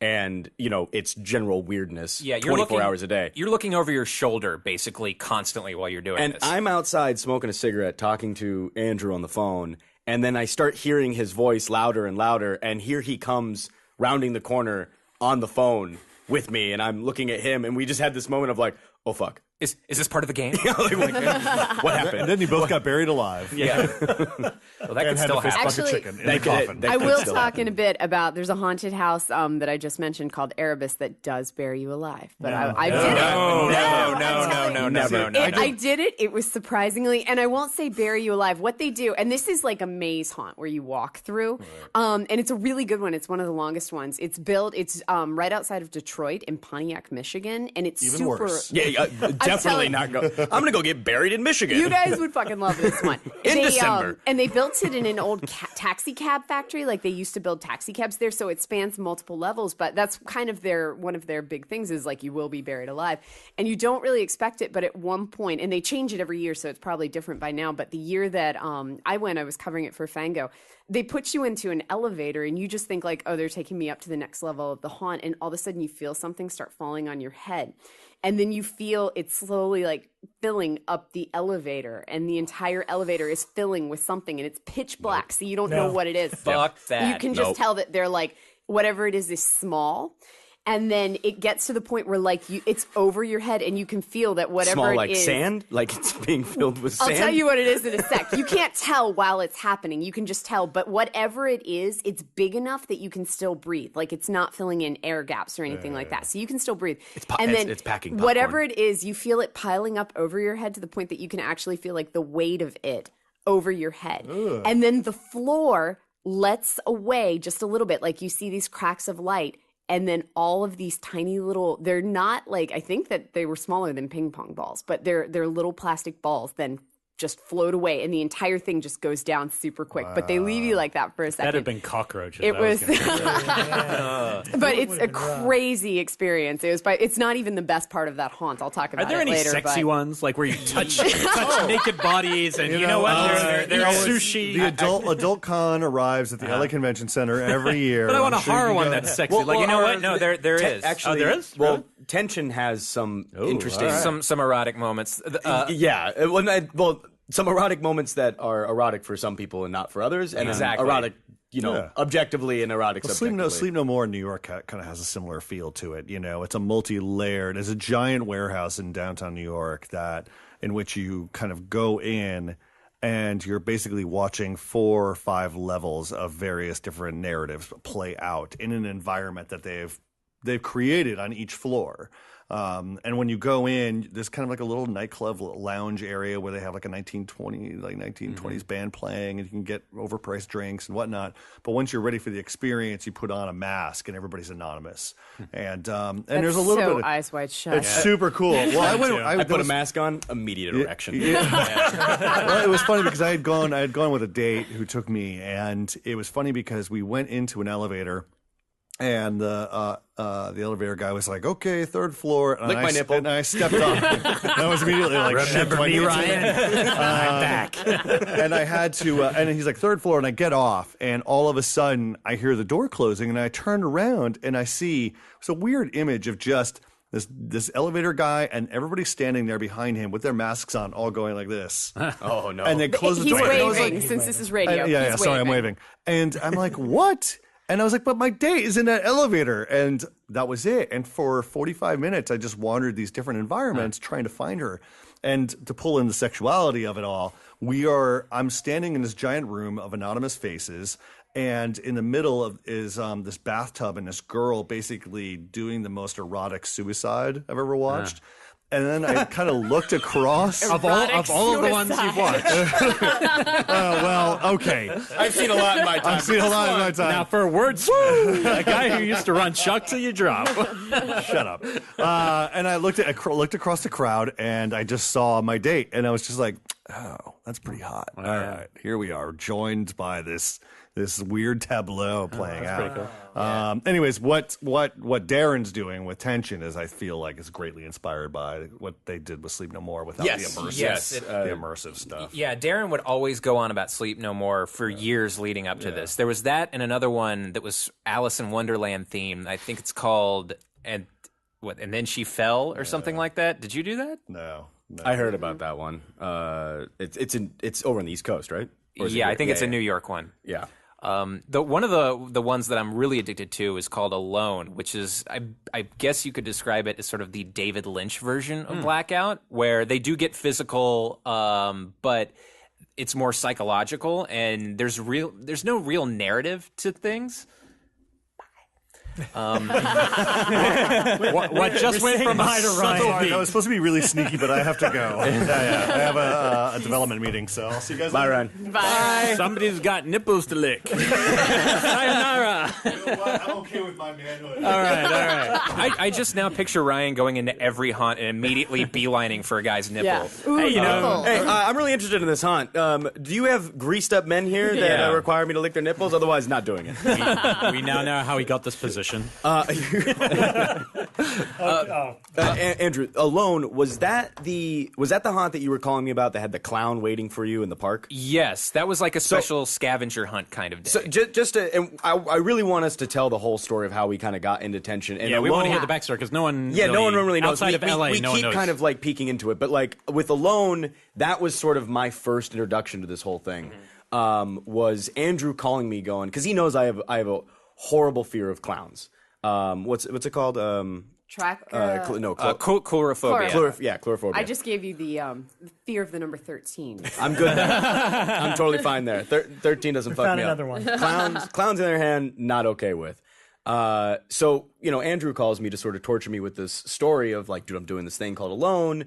And he's describing it to me. I'm like, wait, hang on. You signed up for someone to do this. Like, they're calling you late at night and making you do weird dead drops to pick up things while a clown is there waiting for you and laughing. So wait, Alone did the same thing where it was like having you do certain tasks? To a much smaller extent than Tension was, Alone kind of starts off as a scavenger hunt where you give them your information and, there's the big event that it's leading up to. But usually about a week before, you would get a weird phone call, from this institute, and they offer you a clue, and if you solved it, you would go to like a coffee shop in Los Feliz where they would have something where you have to say a code word to the cashier, and that cashier would give you a slip. And that would send you to the downtown LA Public Library where you have to go down and track down using call numbers to locate a book in the science department, open that up, and there's another note telling you where to go. It sounds like a lot of work. It is a lot of work. That's what I'm saying. But Unemployed people love playing these games. No, it's he's great. telling me about this, and I'm sitting here, and I'm producing one movie. I'm not married. I don't have kids. Like I'm too busy to ever deal with something like that. I'm like, what are you doing?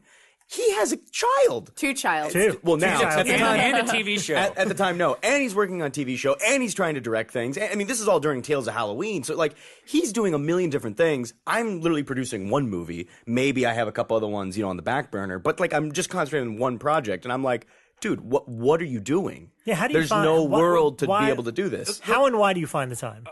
I don't know. The short answer is it's an addiction. When you start doing it, it becomes a full-fledged addiction. So you make the time. And I'm going to come back to that line right there because it was after he did Alone, he, whatever it was, like a year goes by, and he calls me up one day, and I'm just going to start this, and I'll let you talk about how you got involved with Tension. But I get a panicked phone call from Andrew just randomly one day, middle of the week, and he's like, dude, are you fucking with me? And I was like, what? No. And I'm thinking, oh, did he find the, dildo I hid in his luggage again? Because that's a true story. Airport security found that. Thank you. We like to have fun. So he starts telling me that he just went into this thing called the Tension Experience, where they brought him into a room that had pictures of me, of his kid, his wife, and all this stuff. And like a girl got into his car and like screamed at him and ran away. And let's back up. I'm just saying that I'm trying to piece this together from what you're saying because you were panicked and I were was like panicked. yelling at me, going, tell me the truth. Are you involved? Is this going on? I'm like, I have no fucking clue what you're talking about. What's happening? How does this start? Because you have to also preface, like, normally, like, with the exception of something like The Alone, I didn't know there was like a week lead up until the actual thing. Well, that's an optional thing. Okay, so normally there's a night where the main event takes place, correct? Mm-hmm. Yeah. And then based on how much you want to interact, like something like Alone, you could do something that starts a week before the actual event. In the case of Alone and some other haunts do these too, is that you do these little events and interactions and scavenger hunts beforehand, and it's optional, but you can wind up with like a token or a couple of tokens, and during the experience you can present that at various opportunities to the actors, and that will open up a new room or something that people, traditional people who haven't gone through it don't get to see or experience. Right. So they're just little bonus cool things that kind of enhance the world, and it gets you kind of sucked in and a little bit more paranoid, because they do fuck with you a little bit like the game, nowhere near what Bousman did with Tension, which kind of consumed 8 months of our lives. Where did you hear about it first? Like, that's the thing, because a lot of people didn't really know. I knew about it through you guys, and then and then I had a lengthy discussion with Darren. My very first interaction, because I'm with you, I didn't hear anything going on, and then it was that panic phone call that literally opened up this very strange world.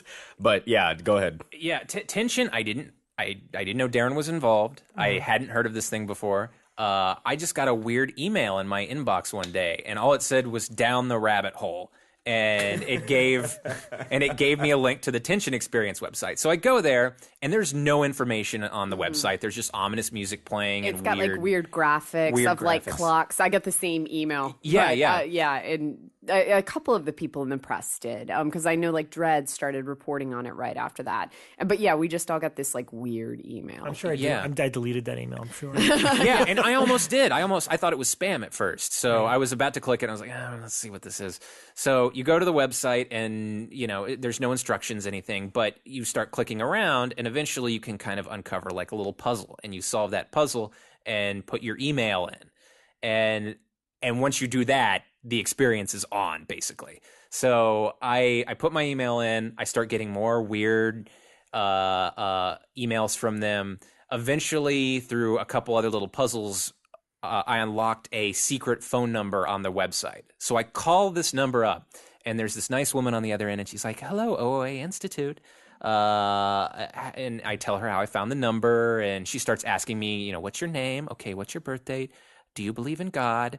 And so I answer these things. She's like, okay, so we're setting up consultations for next Thursday. Are you available next Thursday at like 2:30? I'm like, yeah, sure. And she's like, okay, we'll be in touch with your with the address, and we look forward to seeing you. Best to Annette and Zoe. Click. That's my wife and daughter. So a week goes by. I am like calling and texting everybody that I know in the haunt business, like, have you heard of the Tension Experience? And no one's heard a thing. And then I text Bousman, I'm like, dude, have you heard of this thing called the Tension Experience? He's like, no, what's that? And then he starts pretending like he's doing it along with me. He's asking me questions like, what did you do? Did you solve this puzzle? I was like, yeah, man. And I'm kind of like, nudging him, and he's totally pretending like he's, totally green and new and excited about this thing. And I remember when you first told me about it, you told me that you, Bousman, and Decker were like doing it together. Yes, yeah. So Bousman's the Kaiser Soze of this piece. I know, right? Like completely. The director of Saw 2, 3, and 4. Yeah. And so we're all booked for a consultation. We don't even know what the fuck that means. But I get a phone call that morning at work, and it's this very cold voice. And she's like, Andrew, be here at 2:30 at this address. Do not be 1 minute late. So I go there, and it's this warehouse in the middle of nowhere. And I'm kind of freaking out at this point because I don't know what the fuck this is. No one in the haunt industry has heard of this. And I could literally you sign a waiver and walk into these things, you're putting your life and everything into these people's hands. These people could be total psychopaths. He's literally repeating, fuck you. You did not think this going in. You were probably super excited because when you called me, I was like, what are you thinking? A random number just told you to go down to a warehouse downtown and LA. They know your child and wife's name? Oh, wait, it was in downtown LA? No, it was. This is how people get eaten. Yeah. And so, I'm excited, but there's that thing going on in the back of your mind. Like, even when on these things, when they put the bag over your head, the bag is quite common in all these like haunts. It's like, if some psychopath really wanted to just kill a whole bunch of people, he'd pretend that he was running an interactive haunt, and he could walk us down an elevator shaft, and we'd go willingly. But we go. I show up at this warehouse. This crazy woman greets me, and she starts ranting to me about auras and how I smell like popcorn, and she's just very strange. And then she's like, "Okay, give me your phone and go into the warehouse." And I should preface this by. That morning, I get a panic phone call from a girl on the other end, and she's screaming, these people are not who they say they are. Watch yourself. Do not let them take you into the red room. So I go into this warehouse. It's totally empty except for like a table and a couple of chairs there. So I go and I sit down and I wait for several minutes, and then like the office door way in the back of the warehouse opens up, and I can see it's a red room. A young girl comes running out crying and just takes off, and an old man walks out and kind of gives me a strange interview where he's asking me various questions like, what's the name of your best friend's girlfriend, and who's your elected official, and it's just going on, and he snaps a picture of me, a Polaroid picture, and writes "mind" on it and puts it down on the table. And so we talk for a little bit more, and he's asking me very strange questions, and he says, all right, empty all your belongings onto the table. So I do, and then he says, go over there to the chalkboard and write the one thing on this table that you can't live without. So my mind is like on my keys. I'm like, I need my keys to get the fuck out of here in case these people are crazy. So I write that down, and then he's like, "What? You didn't use your mind?" So it was like it was all a test, and I failed like I did every horrible job interview that I've ever gone in. And he starts laying into me. He's like, "You worthless piece of fucking shit! Why? We can't believe we even called you here." He's like, collect your shit and get the fuck out. So I leave, I collect my things, and I'm just like, oh man, I totally fucked up whatever this thing is. And then the girl who I saw leave the red room is crying and screaming at the old woman in the parking lot. She runs up to me and is like, can you give me a ride out of here? This is totally fucked up. So I'm like, yeah, all right, fine, whatever. And so she gets in the car with me. I drive her. We drive down the street. So you let the girl you've never met before in your life get in your car? Yes, exactly. Did you get her name then? Her name was Jenna. So she's calling her friend like, this is fucked. I can't believe I did this. These people are crazy, and then she just tells me like, pull over, just let me the fuck out right now. So she gets out of the car, and I'm like, whoa, wait, hang on. What did you see in the red room? And she said, they showed me a picture of you, and slams the car door and runs off. So I'm like, that's strange. So I go back to work. And I'm working, and then Bousman texts me, and he's pretending like he's going to go in to do his own consultation. He's like, you got any tips for me? I was like, yeah, dude, use your mind, man. You'll get through it. And so, 30 minutes later, Bousman calls me up. He's like, fuck this. Fuck these people. These people are sick. Why did you tell me to do that? No, fuck this. I'm calling the cops. I'm like, what the hell's going on? He's like, I did what you told me to, man. And they took me into the red room, and they started showing me pictures of my family, of my kid and my wife, and surveillance. And they've been looking at me, and he's like, oh, holy shit, the cops are here. This girl just like flagged down the cops, and now the cops are here. And now, like, what the fuck did you get me into?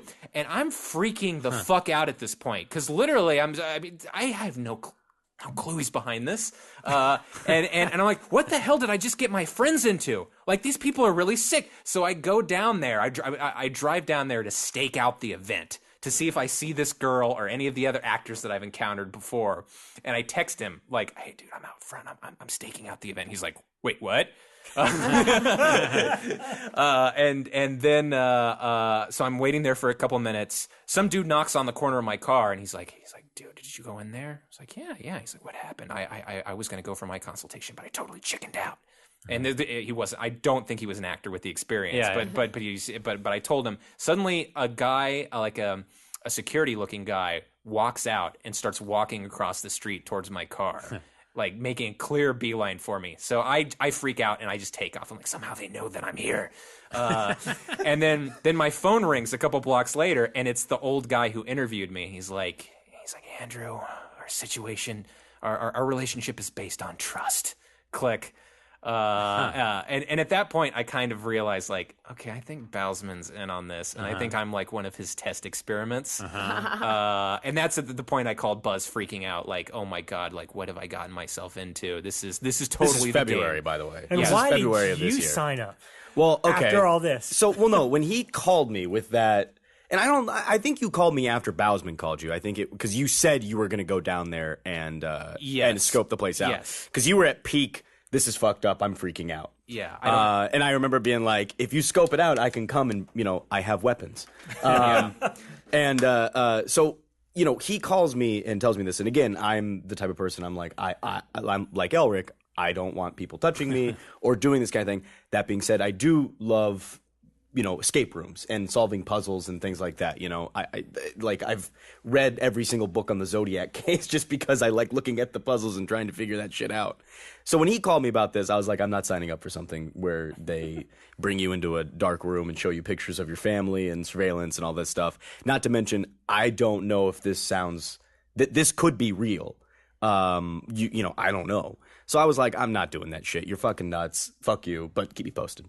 So he goes on and is doing it for the next month and a half. I think it was about, you know what? I started in February. It was summer when I signed up in April. I remember because I went up to Idlewild and produced a movie up there and with Blake Regal. I don't know if you guys have ever had Blake. Yeah. So I was up in Idlewild shooting a movie while, getting texts from him being like, yeah, this, I found this, or I went to this little event where I met some other people and, there's people watching us when we're in meetings at diners and stuff. And I'm like, that's fucking weird. And it wasn't until I got back and I actually had a hiatus, where I was not doing anything. I finally had a little bit of free time. And I got a tweet from the Tension Experience, at the Tension Experience. And they just said, come join the Enlightenment, Buzz Danger. And I was like, I called Andrew and I was like, should I do this dumb thing?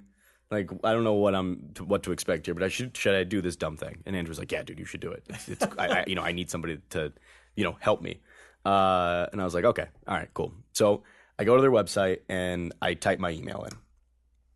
And I solved, there's a puzzle part that you have to do on the site to get you to the questionnaire, which is a 50, is it 50 or 100 questions? There's something like 100 deeply personal questions.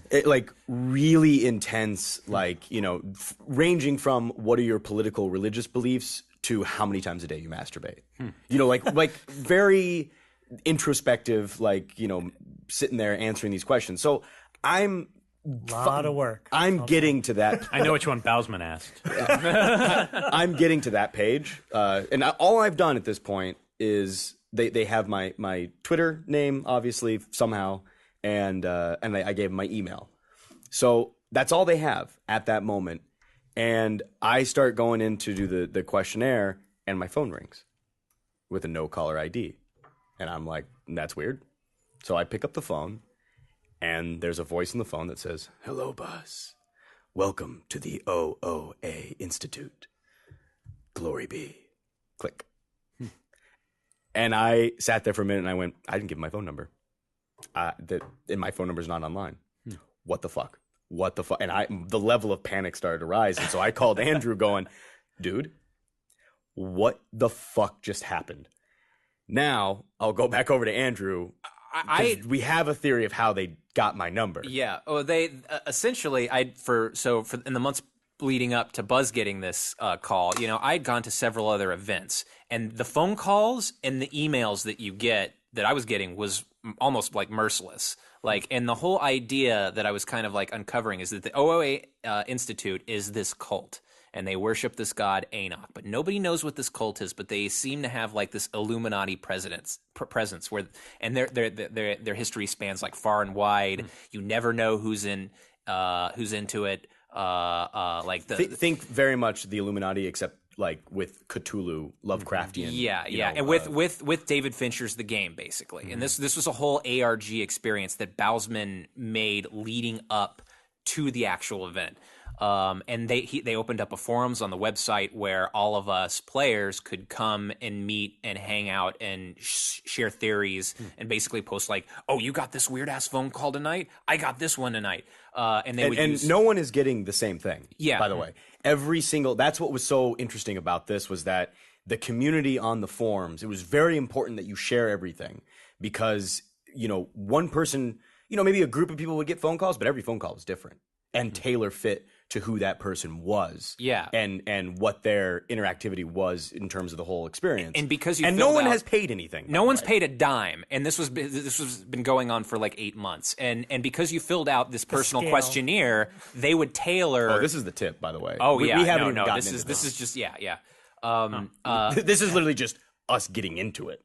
Yeah, and because they know such personal, intimate details of your life. They know how to tailor this. Yeah. They know what your tics are. They know where, you know, how to get you really worked up and make you do things you wouldn't ordinarily do. Well, the only fun thing I want to interject, because you're talking about that, is I do recall being, like, even to this day I don't fully understand it, but I recall being in the room with Bousman, who's trying to explain to me and show me some of these forums and the theories.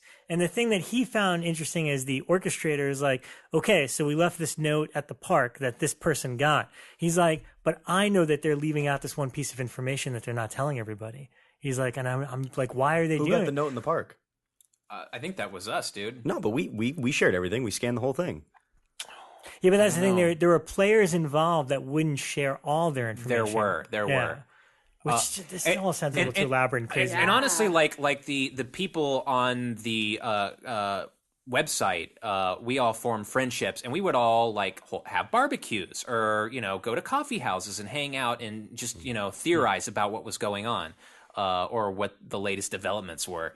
And the OOA and Darren would, here's an example. We threw a backyard barbecue, and we're all You're skipping way ahead. Bro. I know. No, this is further down, but it's fucking up the narrative. I like such a great narrative, building it up, and but skip to the end. They would literally show up. The cult would literally show up at our barbecues, you know, and throw a piece of information out there or a package or something, and there would have to be some sort of group decision: as do we open it? Who is it meant for? We don't know.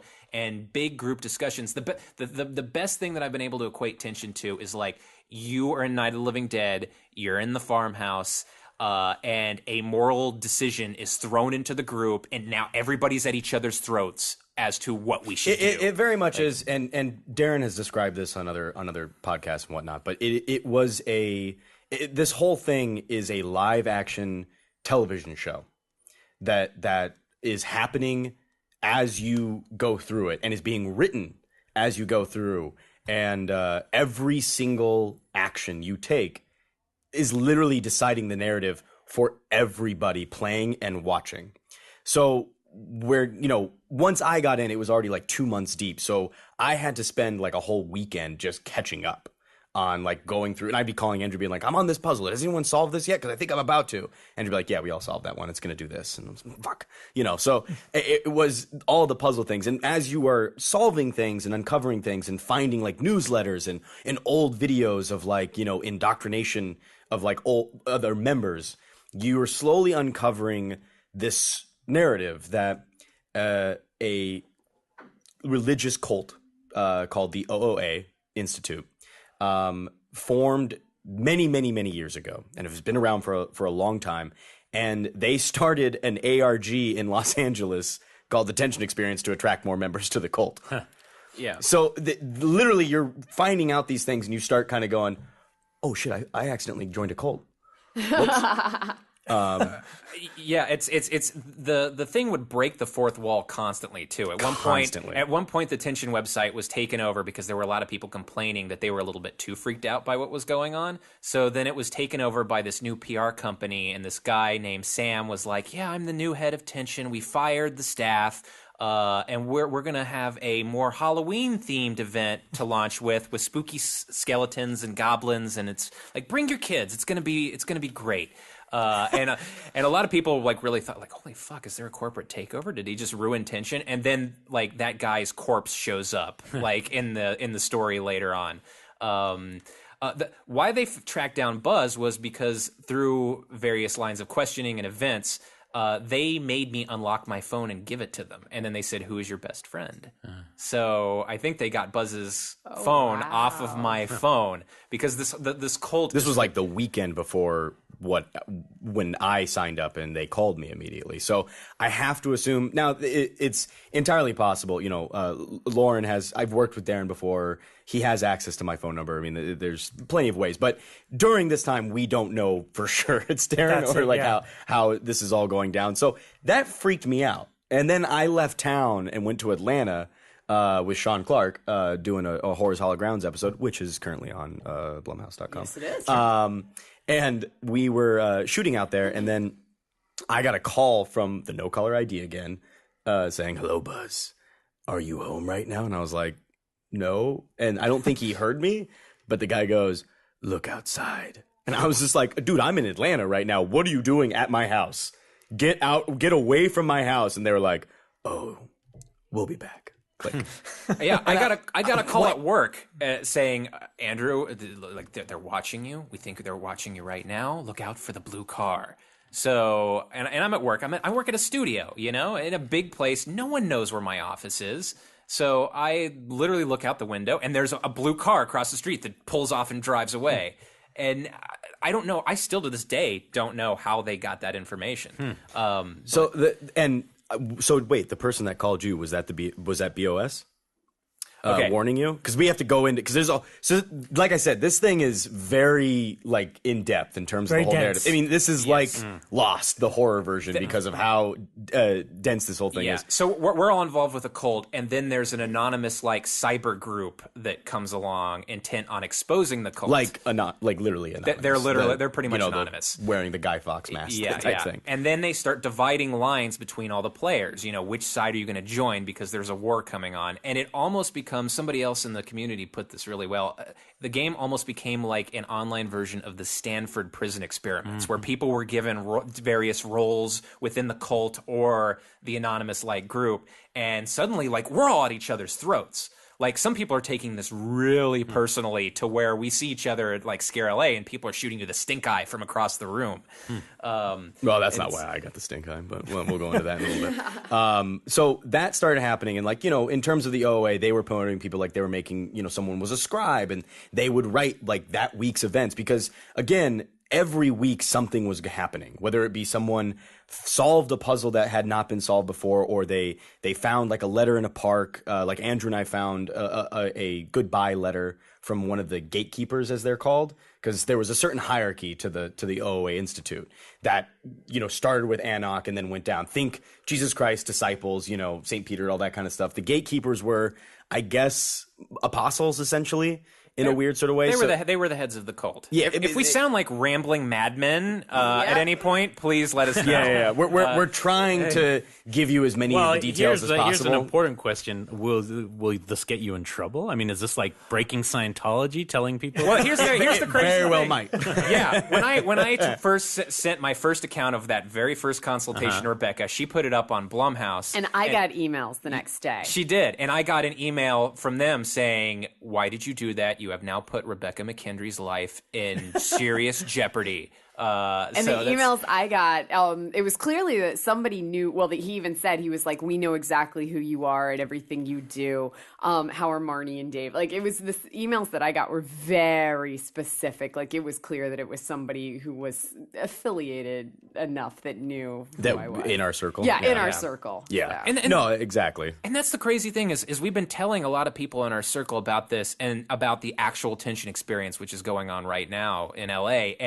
And so many people, like even the most like hardcore horror friends of ours, are almost scared to put themselves through something like this. Well, is there a difference between what you guys have been experiencing from all this time versus what you're calling like the tension experience right now? Like, if I wanted to get involved right now, is it the same thing? So or this basically is this like a beta thing? Well, no. So it's very much, think about it like in like a TV show. Yeah. Is that him and I went through the first season that culminated into the season finale. That is the tension experience Ascension. Okay. Now, the great thing about this TV show is that you literally don't need to watch any of the, previously on episodes or anything like that. You could go right into the season finale and enjoy the shit out of it. Now, are there things in there that Andrew and I are going to pick up on specifically that other people who hadn't done it? Yes. There's little things for us. It's not taking away from you guys. It's only adding to our experience. Exactly. It's like over the 8 months, like we got really involved with the storyline and the various characters. Like we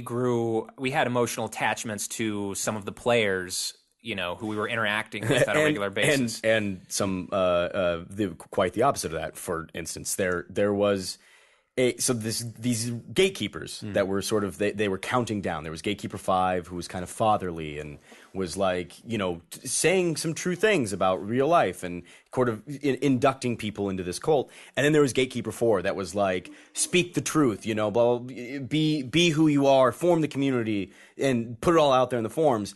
And we were all kind of getting into that, and everyone really liked Gatekeeper 4. She was this kind of brassy, loud woman that had like a, sexy voice, and she would call you and say, "Oh, hello," and things like that, and get you to kind of talk about things. And then she, for whatever reason, they get pushed out because it's been counting down. The Gatekeeper started, I think was it Gatekeeper 242? Is that what it was? That was Gatekeeper 5. No, I know, but like when we got that hierarchy that like went through the entire apparently past, this has been going on throughout the like a millennia. Millennia with like 242. The cult goes back many years. But then they brought in Gatekeeper 3. Gatekeeper 3 was apparently early, wasn't supposed to be there, and he started changing things with how the forums worked, with how the Institute worked. And while Andrew and I were kind of OOA loyalist, if you will, where there was the other sect, the Brotherhood of Seraph, like the anonymous group that were fighting the OOA, they started to Gatekeeper 3 started to really fuck shit up for people. And there's all these things coming out about him killing other actors if in the thing. I mean, within the confines of the game, they're other people. Obviously, speaking out of game, they're other players. And you would get actors. warning calls from people who would say, like, "Look, I'm an actor within the attention experience. These people are fucking crazy. I'm getting out. Get out while you still can." Yeah, and we would get I would be talking to on the Facebook Messenger with Tension, and I'd be like, "Hey, this thing that you guys gave me, is this coming? Blah blah." And they're like, "We're really sorry. Just the whole Gatekeeper 3 thing just happened, and it's not exactly what we were expecting, and things aren't good here." And then at 2:00 in the morning, help me. Things like weird shit like that, where you'd be like, whoa. And again, this goes back into it's blending reality and fiction, where you really, obviously Andrew and I are kind of going, Darren behind this? But they would then put out something of Tension, the OOA is hiring big Hollywood players to be the face of things. So then suddenly that makes you go, wait a minute, is that part of it? It legitimately started to really kind of mess with your mind. All the while you're trying to solve puzzles and uncover more secrets and truths about this. And so this Gatekeeper 3 kind of starts, and I started being the asshole I am. I started making memes about him on the forums and really goading him and really, calling for his resignation in his head. And we started this thing called, Project Mayhem, essentially, where, Sons of Anarchy, we got a mayhem. It's basically let's take out the motherfucker who took over our cult and is trying to bring it down. We're gonna take him out the back and beat him with a hose. Yeah, so we're gonna hatch a plan to get him the fuck out because we can't stand this guy. So we start raising hell against this guy, and all the while, there's the rivalry between BOS and the OOA is kind of peaking. I wouldn't say peaking, but it's getting palpable. I can't even say the word because I'm thirsty. People are starting to get at each other's throats on the forums. And I get a call in the middle of all of this from BOS asking me to join. And I just went, fuck no, and hung up, and then went, oh shit, I just missed a really good opportunity. So then I publicly kind of came out. I just got a call. I said fuck no, but I've changed my mind. I think I've been too harsh on these things, and there's just, I need to flip. And that was all because I wanted to get in deep, and so I could take out Gatekeeper 3.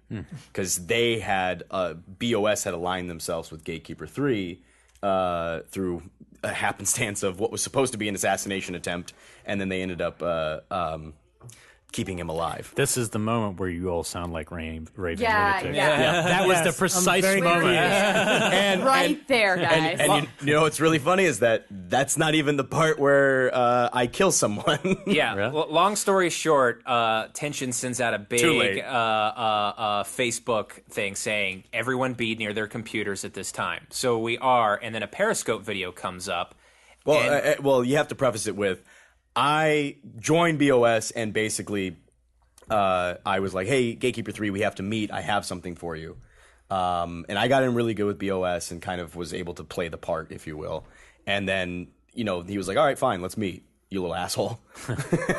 And then, Andrew, you can tell what. So we all tune in to a Periscope video. It's totally silent, but it's set in an office, and we see this Gatekeeper 3 guy, and Buz comes in, and he starts talking, and they share a beer and they're At this point, by the way, Andrew and I have played up that we're no longer friends. Yeah, we literally built this sort of like they've built the wall. You're on the other side. Fuck you. I hate you now. So then they chat, and then Buz leaves, and everyone's like, "That's strange." Suddenly, Buz busts into the office and strangles the guy to death on a couch in front of everybody. Now, had they prearranged this? Like, had they come to you and said, like, "Can you do this?" I don't know how much I'm allowed to really, because I signed an NDA, but it's violent as fuck. It looks like Buz is really killing this man. Wow. And you can look up the Tension Experiences Periscope videos, and they're all there. You can watch all of this crazy shit. You can watch me strangle a little person. And even knowing him, you're probably like, wait a minute. Like, it gave me chills because Buz... That's my friend. What is he doing? Yeah, my good, lovable, chumly friend, suddenly there's a dead look in his eyes as he's choking out this little person on a couch and just staring at the camera. And at that point, everybody who had been playing the game, their brains broke because they didn't know what was real and what wasn't, and they were scared. This was the first time within the game that a participant had done something to this. Now there were certain participants had obviously met with other actors, and big things had happened. Like one person, had their throat slit in front of a player. So like things like that had happened, but this is the first time that an active participant had an active role in murdering somebody. And the forums freaked the fuck out to the point that they actually had to lift the curtain and say nobody was hurt. Cannibal Holocaust. This was the safest. Yeah. This was the safest thing we could have possibly done. It was, no one felt unsafe at any time. We took all the precautions. Blah, blah, blah. It still wasn't like Darren coming out and saying it. Yeah. It was the fake creator that had to kind of like lift the veil. But yeah, it was such a crazy moment that it's one of those watermark moments on the whole timeline. Yeah. What's the I'm still trying. So I mean, I totally get this part of the story, but what I don't get at all is like what the part we could do. What would that be? Is it like a place you go, or is it an experience you get into? So essentially, this was all, and we could go on for hours and hours. You could write a whole fucking with like book your of personal everything. experiences and stories, everything that we've experienced, which goes so fucking deep. I mean, we are actually. I know it sounds long-winded and like in depth, but I'm still just. We're giving you like the most abridged version possible. The most abridged I can think again, of. These are daily occurrences with various characters and actors and it just went on with everybody. And again, have you had any experiences that it could have actually been something really happening, but you got it confused, like a weird coincidence that just happened to not be the game? Yeah, literally, all like the time. It happened today. Like I was walking to go get lunch, and this woman, she was from Greenpeace. She didn't have her actual shirt on, but she walked up to me and she said, "Do you have a moment?" And I was like, yeah. And she's like, "Are you ready to save the elephant?" And I was like, is this some sort of OOA code word? Yes, I think I'm ready to say. Okay, great. Let me tell you all about the white elephants in Africa. Like, no, I don't have time for this. I'm sorry. Shit. Like, you tricked me. Yeah, but literally, I'd rather join a cult than help Greenpeace. Yeah, but literally, like they kept tabs on you so much to where your day-to-day activities, you're looking over your shoulder. You don't know when an actor is going to come out of the woodwork, find you on the street, call you up. At one point, Buz got a call from me. It wasn't me. His caller cool. ID. I like that. It said Andrew, and then it was Andrew's voice on a podcast talking about me. And I was like, dude, what are you doing? And I just hear click. Yeah, so they called my buddy Buz, blah blah blah. Click. Andrew, what are you doing? Andrew, is this you? No. Click. Oh, cool. And I was legitimately, if that one freaked me out, because I called him immediately, and he picks up, and because there's been a lot of talk about Andrew and I being plants, and fortunately Darren came out finally and was just kind of like, Andrew and Buz were 100% not plants, but there was a lot of talk, especially after I strangled a little person. And Tension puts this in every player's head. They're like, oh, one among you, or maybe many of you, are not who they say they are. So, and there were plants, but that was the moment, the only moment the entire time, because Andrew and I made a pact of like, they can't break us. They like, as long as you and I are in constant like communication, they can't. But that was the one time where they succeeded a little bit in making me question Andrew. Fucking Rob calls me up that week, and I'm on edge because I don't know who. I can't trust my caller ID. I don't know who the fuck is calling me now, even though So Rob calls, and I just pick up the phone, because at this point, every time your phone rings, you're freaking out. Every time your email After that, chimes off, especially because it no longer was just the no caller ID. It could have been anybody. Yeah. So I don't know. That's the thing. I think there's like some special service. Yeah. But This is like me inviting him over for like Sudoku 3D, and I'm like, don't bring any of that shit to my place. Like, yeah, my wife is going to start following me. My wife is like, fuck these people. I hate them. Like, if they call me, I'm going to murder them. But yeah, Rob calls me, and I freak out. I'm like, God, Rob, you scared the shit out of me. And even Rob knows like my mental state at this point. He's like, God damn it, Andrew, I'm not the tension experience. Just relax. Yeah, it got really wacky. All this was Darren Bousman and his writing partner Clint Sears. They concocted this whole thing, this elaborate mythology. Is this public in ARG. now? Now Like it's public. Yes. Public. Yeah, but It's all Darren- public. We're It's not all public. breaking anything. He's taking by credit saying now. this. Yes, Okay. yes. So this As far as we know, Yeah. this could all still be part of the the fake Hollywood actors that have been hired to portray themselves as the creators of this thing. But this all culminated into essentially, the final gatekeeper, was all of us, essentially all the voices of the cult, and all of us kind of went to this big ceremony. And then that birthed into what is happening right now, that was kind of the season finale, and I guess that set up Ascension, which is the big event that's going on in LA right now. And essentially that's something that anybody can join. And it's a 2.5-hour experience where you go to this location. Tailor-fitted to you. You go in I think groups of 8, but you're separated and things happen to you. And essentially the idea behind it is you are going to go into this cult. You are being called processed. there for processing, and someone's going to be picked for Ascension at the end of the night. So they take all, and even if you sign up for it now, they're going to start investigating you via social media and various other things. So when you go in there, actors know everything about you. They know names of your family members. They know and it's crazy the level of detail. With the production design, the script. Honestly, the improv. Because the thing is too is that it's not just based on because you could not have a big social media presence and still go and do this, because there's portions of it where they're going to sit down and ask you things, and the more honest you are, the more that's going to change what happens to you. Yeah, and it literally, I'm pretty sure Darren said it somewhere that there's infinite amount of possibilities of what can happen. Yeah, apparently there's multiple rooms. We went through it once. Apparently we only saw half the rooms and half the characters. But It's a physical location. It's a physical location. It's a giant place. You park, and a van shows up, throws a hood on you, puts you inside this van. You drive around for about 5-10 minutes while listening to classical music and being yelled at by the driver not to touch your hood, which I don't know who it was in my van that got yelled at, but it was pretty funny. The guy got really pissed. And then they stop, throw you out of the van, take the hood off, and you're disoriented, and they walk you up to this door, and this girl answers it and just goes, "Does anyone know you're here tonight?" And, you answer, and I said, "Shit, no." And she just looked at me and she was like, "You're serious? No one knows you're here? Anything could happen."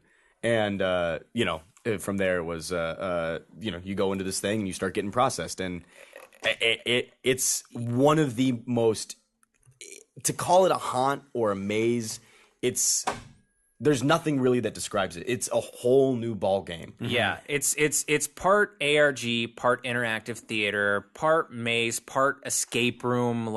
There's so many elements to it at play. I can't really define. And it's not just there's physical aspects of it where you get pushed, you get whipped, you get your hands dipped in things, you get stuff put in your eyes and in your mouth and in your nose, and it does get physical.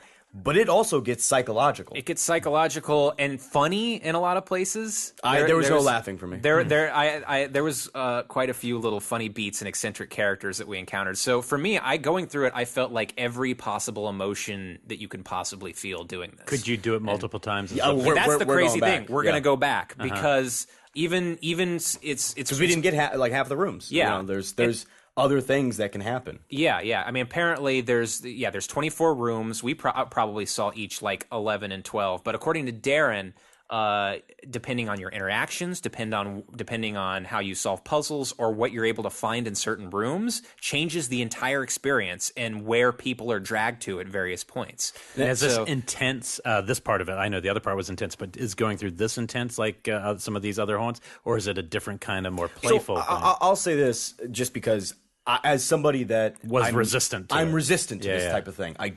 I'm not really a big immersive theater. I like haunts. I'll go to Halloween Horror Nights and Knots and whatnot. That's fine. It's just like watching a movie or walking through it. I can deal with that. The blackout and the heretic and things like that. Yeah, it's a little too much. This was in my top 5 most incredible life experiences. And I mean that in a way that I came out of Ascension. And this is just all of the indoctrination stuff that we did, which that's what that's called, indoctrination in this sense. I'm in. No way. I'm in. That was I'm going to do it. There you go. Do it. Really? Well, Buz has convinced me. I'm like him. I don't want to be overly... Don't get me wrong. They do touch you. They do things to you. Man. It's not punishing like blackout. I don't want the psychological somebody yelling at me all the time on a hood and then saying they're going to rape my family. But like, if you say that, it's like, I can't have that. A couple of months ago, I did an escape room with Elric, and he got way into that. Like that was fun. It was a lot of fun. And there's a psychological escape room in Ascension, and I don't want to spoil it too much, but essentially you're forced to answer honest questions in order to get things to get out of this room. And they put you in very provocative situations. This was the moment that actually it fucked me up, and I came out of it sort of going, I need to really take a moment to look at myself introspectively, and I don't think I'm not spoiling anything by saying this because it was my question, but essentially, there's a part where they say that you're in a group with a group of people that you know or not. I know these people. For you, you're not going to know anyone if you go by yourself, unless you go with. And honestly, that's a safety net for us. Yes. Was knowing our friends. Sure. That's why I want to go back because it being with strangers, it's a whole new experience. Yeah. So that kind of lightened it a little bit in certain aspects. But this part made it harder because if it was strangers, I wouldn't care as much. So it's all these people that I've been conversing with on the forums and whatnot. And then you get this question that was basically, who in your group likes to force their opinions on others? Immediately someone goes, Buz, give it to Buz. So I'm picked. I have to go up in front of these council of people. And they say, tell the group why you think you're better than them. Now, I am someone that I play the cocky, overly confident type person because I'm I have incredible low self-esteem and self-conscious about myself, and I'm not that guy. It truly, in my heart of hearts, I'll play like the ha ha ha I got the cock and the walk and whatever. But that was a moment of me having to go, holy shit, I have to say something here and I have to be honest, otherwise we're not going to get out of here. We're going to be stuck. And I basically just kind of pulled something that I was proud of, that made me feel good about myself. And then I'm looking at these people as I'm saying it, and they're just kind of like, yep, that guy. Of course, that guy. And it bummed me out. I mean, it made me go, I need to curve something about this. I need to change myself as a person because me saying that in those people's faces, seeing me saying that, believing what I was saying was true. Because I went up to every single person afterwards individually and said, that's not true. I do not think I'm better than you. That's not true at all. But the fact that they looked at me and said, yeah, that's probably the truth at that moment made me go, I have to change who I am as a human being. Yeah, that's the interesting thing is having gone through this, whether you've done the 8-month lead up or just the Ascension thing itself, we came out, and this may sound really cheesy, but finding new things out about ourselves psychologically. I realized that when I am put in very extreme situations where you have to act, or you're at least given the illusion that you have to act in order to proceed, that I'm very Harry Cooper from Night of the Living Dead, put your fist down. No, fuck, no, you have to listen to me. This is how we have to do it, and fuck you if you don't, And I never thought that I was that kind of a person. Yeah, there was many situations where Andrew and I found ourselves becoming the ultra alpha male. Yeah, in a way, not for the better. Sometimes, sometimes we were not right, and it was overbearing. But at the same time, it was that a decision has to be made right now, and if we don't make that decision, we're gonna this all goes away. We're fucked. And I mean, like you all know me, I'm a very happy, chill, lovable person who's just, I don't like conflict, in my day-to-day life. But when put in these kind of like situations, I found myself being an asshole sometimes, and certain people playing the game still hate me. There are people that played this game that think Andrew is the biggest like piece of shit, which is hilarious because Andrew is literally like one of the sweetest. That's funny. I'm a way bigger piece of shit than Andrew is, and people think I'm nice, and yet they're like, "Oh, Andrew, he's just very overbearing and just an asshole," and I'm like, "What? Have you met him?" It's interesting, like having seen this whole process too with the community. It really gives you an appreciation for what the actual people who pull on these kind of events do. It's because we were kind of seeing firsthand the craziness that they had to deal with, and how they had to make changes on the fly based on how the players were acting.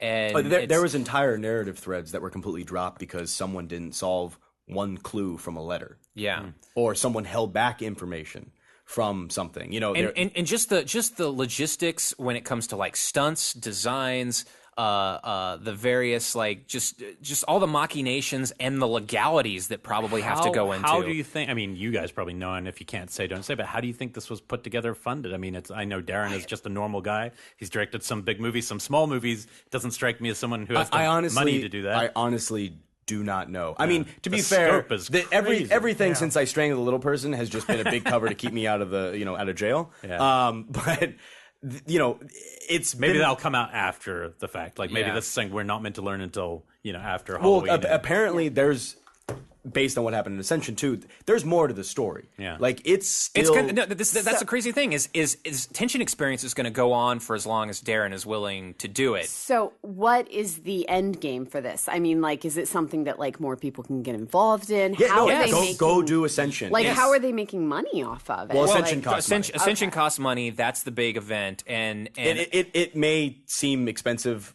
right off the bat, but.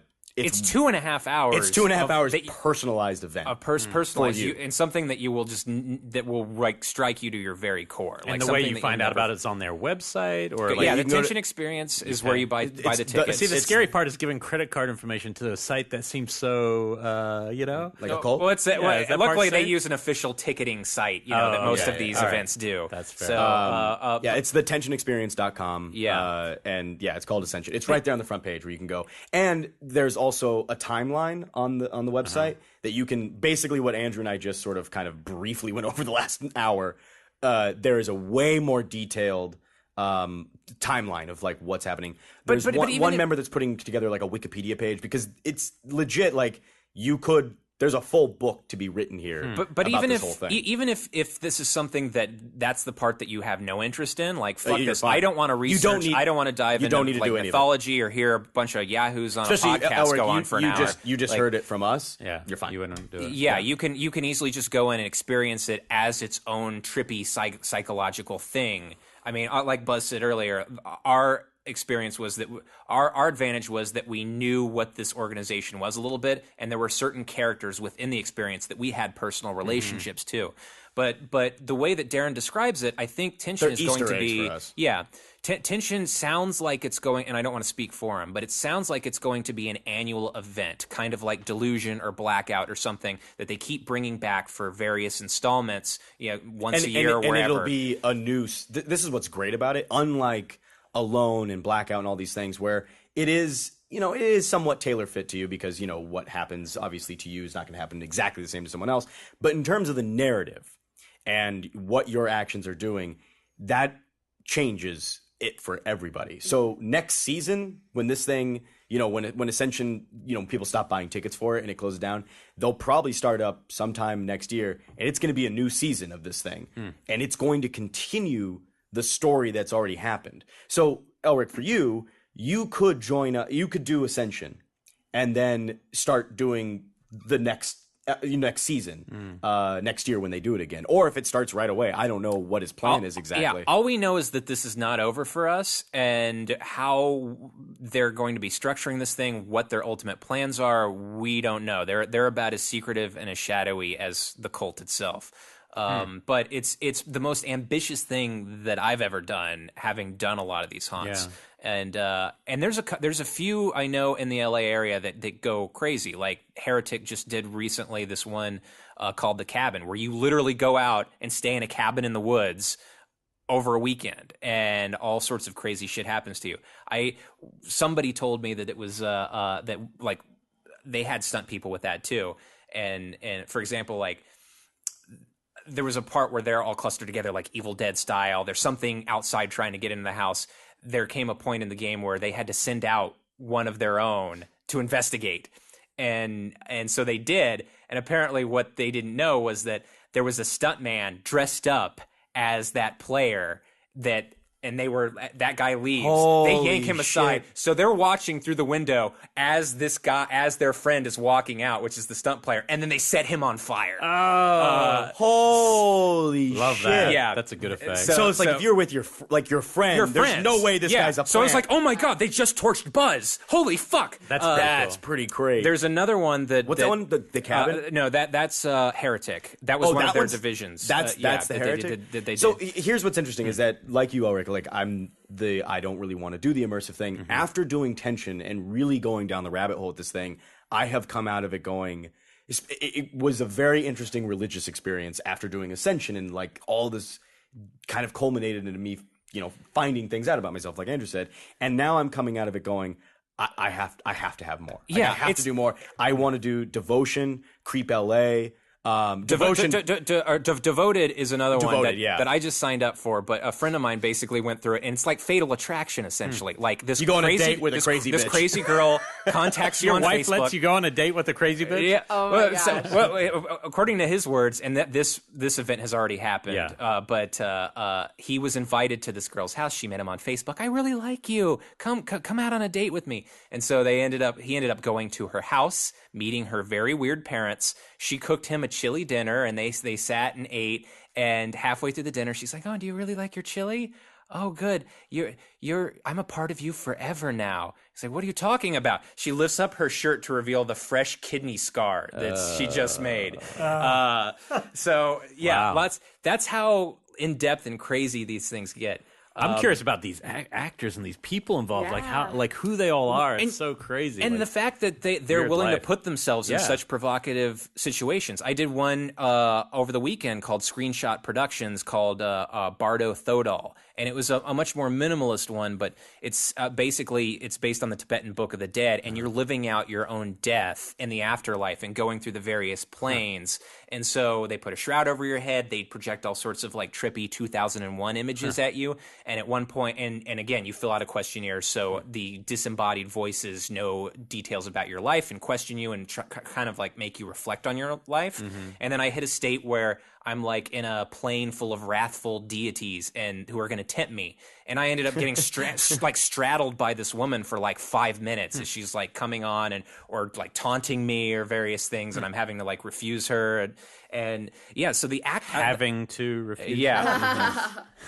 See, Rob's in now, right? Rob, come on. Come on, Rob. No. They're not all nipple licking, apparently. I'm gonna watch my 31 Days of Horror movies at home. But this is alone. This is why it's such an addictive thing. Is because as horror fans, look, our love comes at a price. We are totally jaded when it comes to horror, as far as like anything really jolting us these days. You know, it has to.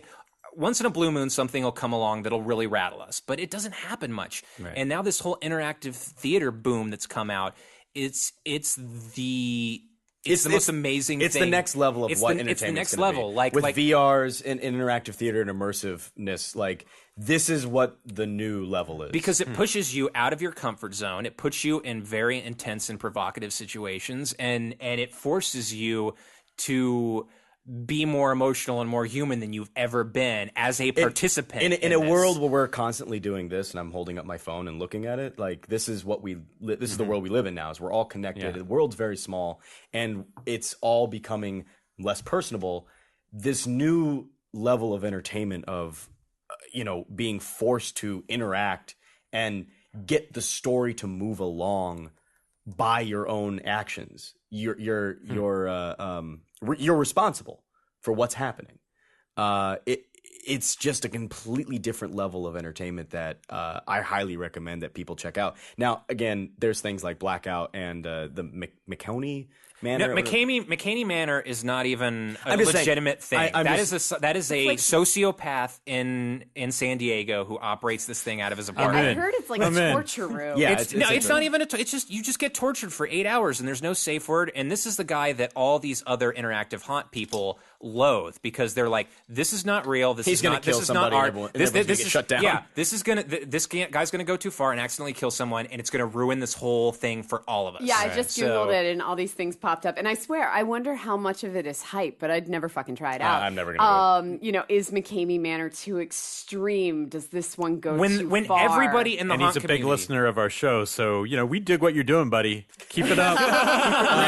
Just don't kill anyone. For me, it's like those things, and I only bring it up as an example of being there's no narrative there. Now, what really attracts me to Tension Experience and things like Devoted is the narrative thread that you can follow and uncover, and your reactions and actions to the whole thing shape the way the narrative is going to go. That to me is what I truly love about immersive theater and immersive haunts, is that I am uncovering this narrative as it's being portrayed to me in real time, and my interactions with it is dictating what this narrative is going to be. That to me is the next level. Now, someone putting a bag over my head and making me roll around on condoms while I lick a dude's nipple, that to me is not interesting. By the way, if there's any listeners who are artists, can you please do like an artist rendering of Ryan licking somebody's nipples? That's going viral. If you do it, I'll put it on a shirt and I'll wear t-shirt. it. Yeah. I don't think I'd do it alone. I think this sounds to me, but I am intrigued now. Like, I definitely wasn't when you guys got here. I'll go with you. If there's I'll go 8 to people, Ascension with you. if we have 8 people that we know, and so if any of our listeners who are LA and our friends and Jared, any of these people who are into this crazy guffa, I would do it. I would go down that rabbit hole. Room with us. Yeah, I mean, Elric, for you, I would also recommend doing Alone, which they're doing something, I think, on the 30th. It's a one-night-only event. Is that the Lynchian one you John said? It's the Humphrey Lynchian. really It's likes the Lynchian Alone. one. See, I hated Alone, but I didn't do You the big, didn't I didn't really do the big experience events. I did the Scare LA Alone, in which they put a bag over they put a plastic bag around my head, and then they tied a bandana around my eyes, so it was all black. They made me listen to a weird British girl talk for an hour and 10 minutes or some shit. I'm in. Yeah. The British girl. Wandered me around, took the bandana off so I could kind of see his shapes, and then some dude just kind of looked over me, like doing the Ace Ventura thing when he's in the tank looking for Snowflake. Like, that's what it looked like to me. And then they walked me around, spun me around a bunch of times, and then the thing ended and like a song came on. And I was like, that was weird for this to like end with a song. And SoundCloud just ended, and there was no like actual defining climax to the whole thing.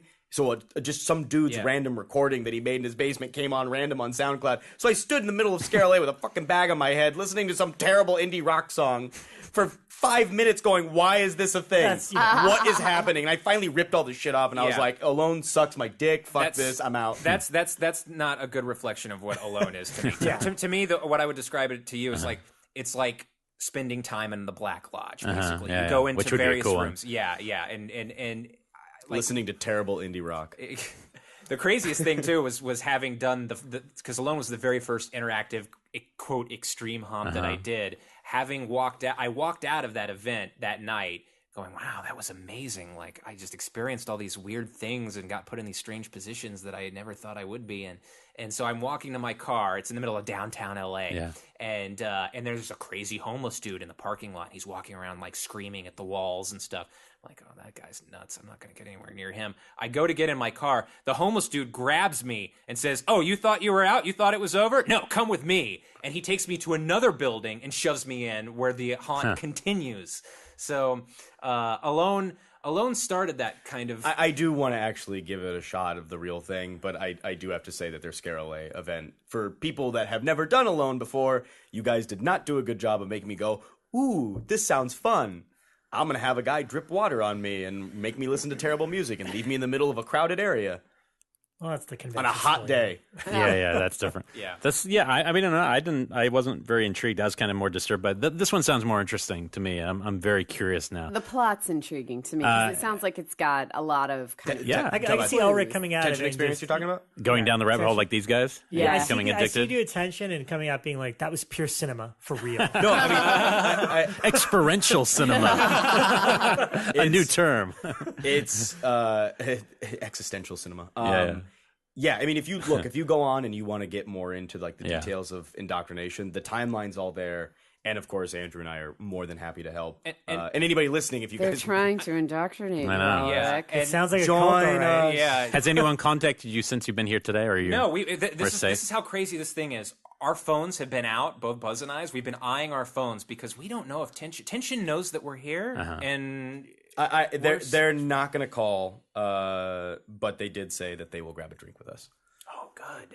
Okay, so our experience is actually going to continue. Which is this. probably going to mean that we're going to go somewhere, and then there's some dude in a white coat's going to show up and quiz us on who's lying to us in society and whatnot, and we're going to be like, we just wanted alcohol. I have a feeling there'll be weird ramifications to this episode. I just have a feeling we're going to post this, and then weird shit's going to happen. Especially Elric, especially because you said you're interested. I'm out. You know what? I hate to say Bekah's this. in. I will say, if Elric does it, I'll join. All right, we'll sign. I hate to say this, but all three of you, now that you have interacted with us, you are now marked. So Rob, you're going to be hearing from them whether you like it or not. The look now. of dejection on Rob's face is so Bousman great. knows how much I don't want to be a part of this. I couldn't even. I tried to get Rob to come to the escape room with us when we went last year, and he was Bousman like is having none nothing of but it. a foil. It's James Wan. It was his creation all along. Oh my god! That was the craziest thing. The other day I was like with James, and James was like, "So, what's this thing with Bousman?" And I told him a little bit, and he's like, "You're fucking crazy." Yeah. Well, that's the thing is that, and now I'm like going, oh my god, people are going to listen to this episode, and Andrew and I literally sound insane. That this has been this fucking crazy, and this isn't shit that we just read and we're repeating to you. This all happened to us physically. I love that it's a director of Saw 2, 3, and 4. I love that it's actually a director who was into these puzzle movies and movies about mystery and stuff. It is pretty cool that that's the person spending all his time. Well, and Clint Sears as well. I mean, they both deserve so much credit for, and from what I know, all of the interactions we had online, like talking to a character or whatnot, and on the forums, it was just them. Yeah. And a lot of the time, it was just Clint having conversations with himself and one other participant. Like there was the participants talking to two people, but it's just Clint playing two different characters, writing two different voices. Weird. Wow. I mean, that's honestly one of the more impressive things is not only did we do this really immersive theatrical experience that to me was one of the most interesting, entertainment things I've ever done. It was just from a filmmaker standpoint of someone, that I deal with logistics and money all the time in what I do, taking the step back and going, how in the fuck logistically did these two guys in a garage figure out how to pull the strings on literally 50 people with who have paid no money for 8 months, with more actors than I even know about. Being involved and being roped into this thing. Wow. I mean, we haven't like Buz says, we haven't even touched the surface of the main storyline and kind of what we experienced in the mythology behind this thing. We kind of just touched on the stuff that we personally, but there's people that things were happening to them in Kansas City, in Sacramento, all over the country. Like there was shit going on everywhere. So how many of you guys did you say were in the test group? 50? I don't know the exact I think number. it started off with 50. There's a core group of about 20 to 30 of us. About 30 people that are the most active user base. Well, now that it's a huge thing and they're pushing 8 people through a day or whatnot, I mean, is this going to grow? Is it going to be weird now with hundreds of people involved? Well, I think Darren's plan, and again, I hate to speak for him, but because I don't know what he has planned, but I think he's going to evolve and change things based on wherever it goes in terms of popularity. And also, I mean, from the get-go, the experience has always said, you get back what you put in. Yeah, the more active you are and the more you engage these actors, the more that they tailor-made things to you. So, which it did. There was a few times where people would be like, "Why didn't I get this thing?" And the simple answer is, you're not as active. You only post if something happens specifically to you, and then you disappear for 3 weeks, and then when someone else gets something, you're like, I've been around and posting for months and I haven't gotten anything. And it's like, yeah, well, you're not as active as these other players. So I think as the base grows, yes, there may be 150 people on the forums at any given time, but only 30 people are going to be the most active in that given period. And again, most people probably don't want to put that time or effort into that kind of thing. So for those people, they can just go to the regular tension events that Darren's going to be putting Well, and not on. only that, there's tons of people that didn't really do any of the activity stuff, but they followed along. They were just on the forums reading everything as it was happening to other people. You know, think about it as there's 12 survivors and lost from the plane crash that you're following in the show, but there's actually 47, survivors of the plane crash that, you don't really get to follow, but they're all there experiencing everything the main characters So no matter where you live, you can experience this. You could come fly here just for this craziness. You can. Experience it. Well, there's a couple active members from the UK, from Kansas City, from Sacramento. And they've been, even that though I've become very good friends with. We have a good buddy in Sacramento named Morgan that I met through this, who's a lovely, lovely guy. That I never would have met him without this. There's actually tons of people in this whole experience that I became really, really good friends with, and even the people that after I strangled Gatekeeper 3, and they were mad at me for a while. Once we did Ascension, one of them, came up, and it really kind of meant a lot to me, is that she came up to me at a after tension barbecue, and she said, "Hey, I just want to let you know it was really great getting to know you, and I'm so glad we got to do Ascension together." It's almost and like I really war appreciate buddies. you. Yeah, it's. I was not expecting that from this person at all. If you don't need any buddies and you don't want to go through this like Rob, we are going to. We have our 3 lists of 31 films. Oh, yeah. For those of you who cannot handle this, you can just watch any of our 31 lists that we have now posted. Yes. I recommend that. Or mix them up. And if anyone does any of them entirely, any of our 3, and sends proof, I will definitely give you some sort of prize. We will find I've been looking something. through my house going, if anyone actually does this, I will definitely. And that's our And kind there's of interactive. crossover, so it's not really like That would No, be a 93. No, you can't do all there's, three. there's crossover though. I'm just We saying all- if we you all do pick- any one of them for all 30 In a films, row, yeah. that would be enough. Yeah, we all to picked deserve something pieces. cool. Challenge accepted. Challenge. Exactly. Challenge failed. Yeah, I already know.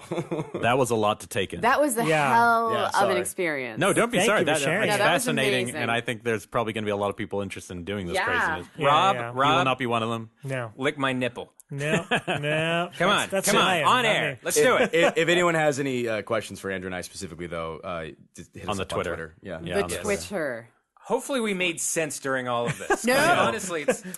We There tried was, to. there was some crazy rambling there, guys, but it was kind of charming. No, it makes and sense. I It think makes that sense. it worked in the context. Yeah, I'm curious. I'm curious, but I'm also like, I want to see Elric do it. Plain and simple. Yeah. Well, I'll do it. Hopefully with you. Rob will come I'll with straight me. up do it. Yeah, with but you. you guys are that won't be the same. You know what I mean? No, because you guys will. will almost feel more dangerous having you around because I won't know if I can trust that you guys will push it further. I almost want to make sure it's 8 people who are untouched. Yeah. Fair enough. But we'll see. We'll see. All right. Okay. All right. Well, thanks guys some so much crazy. for coming on and being Thanks for elaborate having with us. it. Thank you for having us. Yeah, we'll see you This next is week. our setup for Halloween October. season. I Here we only go. had to join a cult to get onto Shockwave. Glory be. We'll have you back. Glory be. Thank you. Thanks, guys.